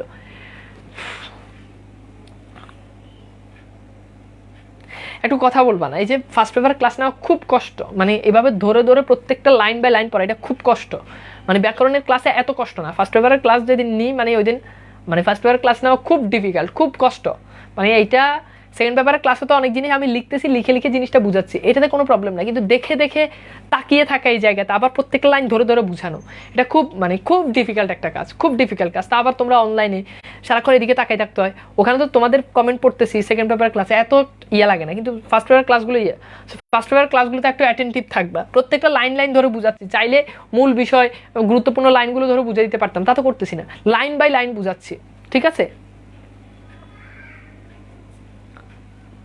আপনি চশমা পরেন কেন? রং করতে, রং দেখাইতে চশমা পরি। চশমা মানুষ কেন পরে? স্যার আপনার অফলাইনে ব্যাচ আছে, তুমি অফলাইন ব্যাচ দিয়ে কি করবা? অনলাইনে ক্লাস করো। আচ্ছা এবার দেখো দেখো মিলিটারি শান্ত গলায় তথ্য সরবরাহ করার ভঙ্গিতে বলে মিসক্রিনরা কলেজের ঢুকেছিল কুলির বেশে। দেখো মিসক্রিন বলতে কাদেরকে বোঝাচ্ছে? ওই যে কুলির বেশে। এখানে একটা গুরুত্বপূর্ণ বিষয়, ওই যে কুলির বেশে তারা কি করছে, তারা ঢুকছিল, যারা কুলি ছিল তারা মুক্তিযুদ্ধ যারা, তারা কুলির ভেসে ওই কলেজে, ওই যে স্টিলের আলমারিগুলো যখন আনতেছিল তখন তারা কুলির ভেসে কলেজে ঢুকছিল, কেন? বিভিন্ন তথ্য নেওয়া যায়, এবং পরবর্তীতে সেটা মিলিটারিরা জেনে যায়। এটা তার চেয়ে আর ভালো কে জানে। তারা আজ ধরা পড়ে নুরুল হুদার নাম বলেছে, মানে ওই যে মিসক্রিয়েন্ট, ওই যে ইয়ে যারা ছিল, কুলি যারা ছিল, যারা কুলির বেশে ঢুকছে, তারা তাদেরকে মিলিটারি ধরে ফেলছে, বলছে যে তাহলে এখানে যে আসছো কার সাথে তোমাদের সাথে কমিউনিকেশন হয়েছে, এবং সেটা ছিল নুরুল হুদার মধ্যে, নুরুল হুদার সাথে তাদের সাথে কমিউনিকেশন হয়েছে, এবং তারা এটা স্বীকার করে দিয়েছে, তাদের সঙ্গে তার যোগাযোগ হয় নিয়মিত, সে গাঙের একজন সক্রিয় সদস্য। এই যে নুরুল হুদা অ্যাকচুয়ালি সে মুক্তিযুদ্ধে, সে পাকিস্তানিদের সাথে থাকলেও, পাকিস্তানি কলেজে পাকিস্তানিদের সাথে প্রিন্সিপালের সাথে তার উঠা বসা থাকলেও, সে মূলত মুক্তিযোদ্ধাদের একজন সদস্য ছিল, মুক্তিযোদ্ধাদের সে সবকিছু তথ্য দিত, ঠিক আছে। এরপর খেয়াল করো, আমার নাম সত্যি বলেছ, আমার নাম বলেছে নুরুল হুদা। হঠাৎ চিৎকার, মিলিটারি বিরক্ত হয় না, বরং উৎসাহ পায়। উৎসাহিত মিলিটারি ফের বলে, কুলির ছদ্মবেশী মিসকিন তারা কলেজের টিচারদের মধ্যে নুরুল হুদার নামই বলেছে, মানে নুরুল হুদাই তাদেরকে কেবল নুরুল হুদার নাম বলেছে। এবং ঘটনাটা সত্য যে নুরুল হুদাই তাদের সঙ্গে যোগাযোগ ছিল, কারণ নুরুল হুদার ছিল, নুরুল হুদা মানে ভিতরে তার শালাও ছিল মুক্তিযোদ্ধা, এবং সেও মুক্তিযোদ্ধাদেরকে সাহায্য করেছিল। এবার দেখো, মিসক্রিয়েন্টটা কলেজে ঢুকেছিল কিসের? কুলির, মানে কুলির ভেসে, তারপর হচ্ছে অফিসারের বেশে, মজুরের বেশে, পিয়নের বেশে। বলো কি হবে?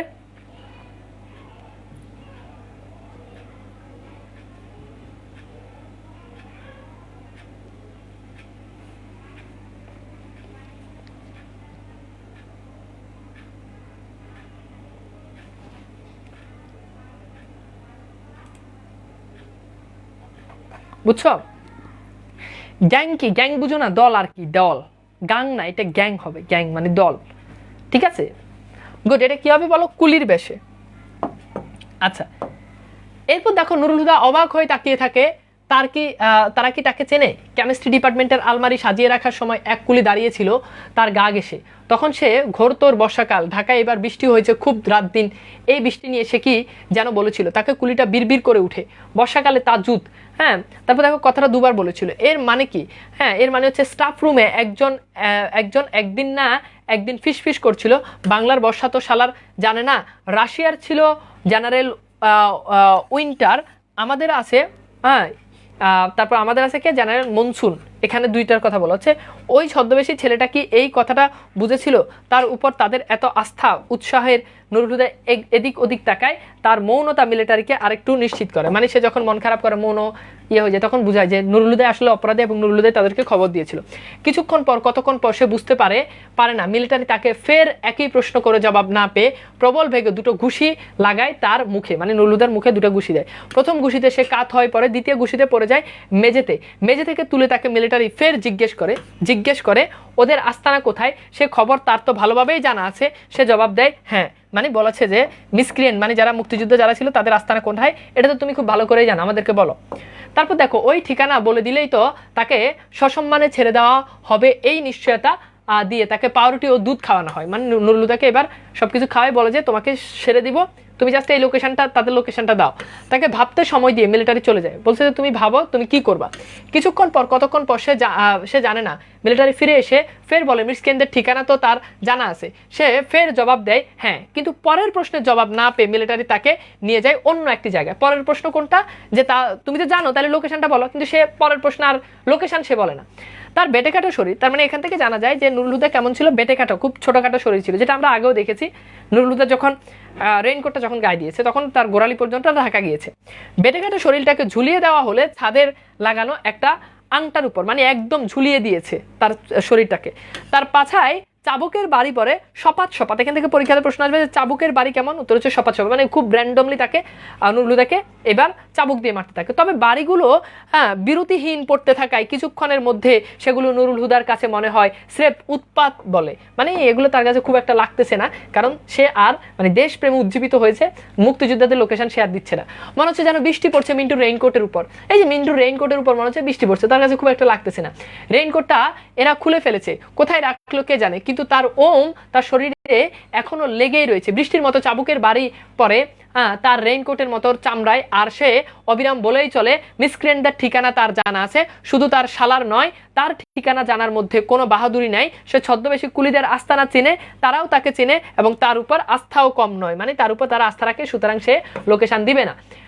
তাদের সঙ্গে আর তার আতাতের অভিযোগ এবং তার সঙ্গে আতাত রাখার উত্তেজনায় নুরুল হুদার ঝুলন্ত শরীর এতটাই কাঁপে যে চাবুকের বাড়ির দিকে তার আর মনোযোগ দেওয়াটাই ওঠে না। অর্থাৎ আতাত মানে একদম তাদের সঙ্গে তার আতাতের অভিযোগ, মানে একদম অন্তরের যে অভিযোগ, একদম গভীর যে অভিযোগ সেটা, এবং তাদের সঙ্গে তার আতাত রাখার উত্তেজনা, মানে আতাত রাখার উত্তেজনা একদম মনের যে ইয়ে রয়েছে সেটা রাখার উত্তেজনা। ঠিক আছে, এখানে সেই জিনিসটা বলেছে। এবার খেয়াল করে দেখো, আমরা একটু চলে যাই। এরপর দেখো আমরা মোটামুটি এটা এতটুকু পর্যন্ত ক্লিয়ার কিনা আমাকে একটু বলো তো ভাইয়া, বলো ক্লিয়ার কিনা, গল্পটা ক্লিয়ার কিনা, গল্প থেকে কারো কোনো প্রশ্ন থাকলে করতে পারো দ্রুত।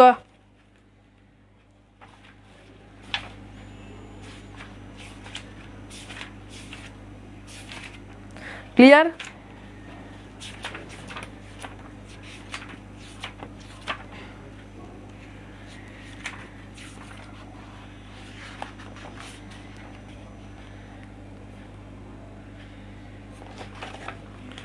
Clear clear?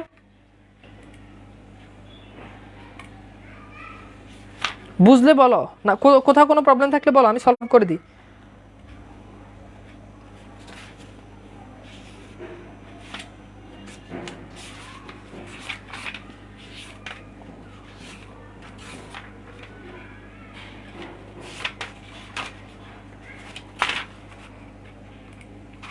Good, clear. ঠিক আছে, এবার আসলে আমরা একটু সৃজনশীল দেখি। দেখো এখানে সৃজনশীলটা দেখো, যে সন্তানকে রক্ষা করতে নিজে বুকে গুলি পর্যন্ত খেলেন লিপি মণ্ডল। তো লিপি মণ্ডল যে ছিল সে সন্তানকে রক্ষা করতে নিজে বুকে গুলি খেলেন। এরপর খেয়াল করো, তারপরে শেষ রক্ষা হলো না। 6 বছরের শিশুপুত্র পরাগ মণ্ডল দিনে দুপুরে অপহরণ করে নিয়ে গেল দুর্বৃত্তরা। শিশুটি এখনো কোনো খোঁজ নেই। এ ধরনের একটি ঘটনা তখনই ঘটে যখন আইন শৃঙ্খলার চরম অবনতি ঘটে। আইন শৃঙ্খলার অবনতির জনমনে উদ্বেগ ও উৎকণ্ঠার জন্ম দিয়েছে। অর্থাৎ এই উদ্দীপকে বোঝানো হচ্ছে যে লিপি মণ্ডল নামে একজন রয়েছে, তিনি তার সন্তানকে রক্ষা করার জন্য নিজে জীবন দিয়ে দেয়। ঠিক আছে, আচ্ছা এবার খেয়াল করো, এরপর দেখো প্রশ্নগুলো একটু দেখো। প্রথমত ক নাম্বার, যে কার জন্য নুরুল হুদাকে তটস্থ থাকতে হয়, বলো এই প্রশ্নটার উত্তর করো। ক নাম্বার প্রশ্ন।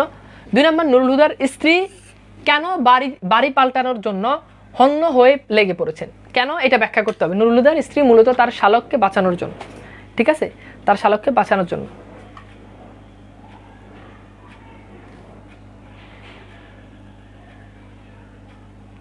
বলো, কথা বলো। তাহলে দেখো এটা কি, নুরুল হুদার স্ত্রী কেন বাড়ি পাল্টাতে হয়, কারণ তার শালকের জন্য, মানে তার শালককে ওই যে মিন্টুকে মূলত সেফটিতে রাখার জন্য, মিন্টুর জন্য তার এক্সট্রা সবসময় তটস্থ থাকতে হয় মিন্টুকে কেন্দ্র করে। ওকে গুড, মিলিটারিদের ভয়ে আর তার মিন্টুকে, তার যে ভাই ছিল শালক ছিল, তাকে রক্ষা করার জন্য। এবার দেখো উদ্দীপকের লিপি মণ্ডলের সাথে রেইনকোট গল্পের কোন চরিত্রের সাদৃশ্য আছে, উত্তর কি বলতো। এমনি নর্মালি চিন্তা করো যে উদ্দীপকের যে লিপি চরিত্র আছে তার সাথে, মানে লিপি মণ্ডল তার ছেলেকে বাঁচানোর জন্য সে কি করেছে, লিপি মণ্ডল তার ছেলেকে বাঁচানোর জন্য দেখা গিয়েছে সে সবকিছু মানে নিজে কি করেছে, নিজে মারা গিয়েছে।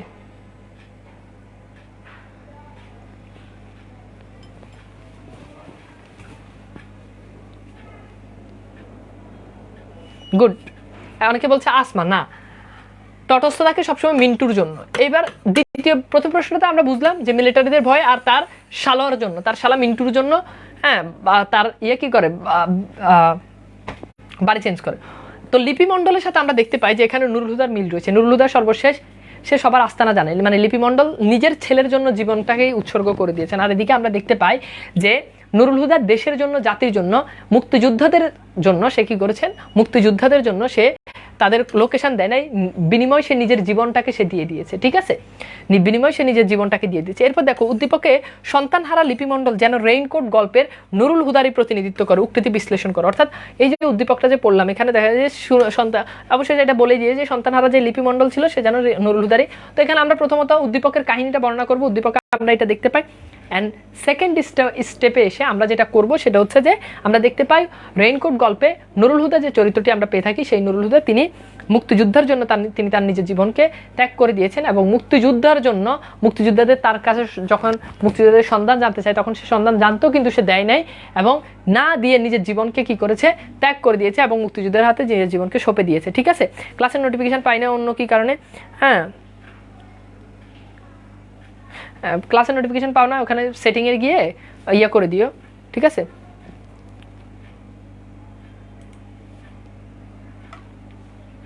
স্রেফ উৎপাত, জাস্ট উৎপাত, মানে উৎপাত মানে তো বুঝো, খুব উঠে পড়ে লাগা, মানে স্রেফ মানে শুধু শুধু উৎপাত, ঠিক আছে।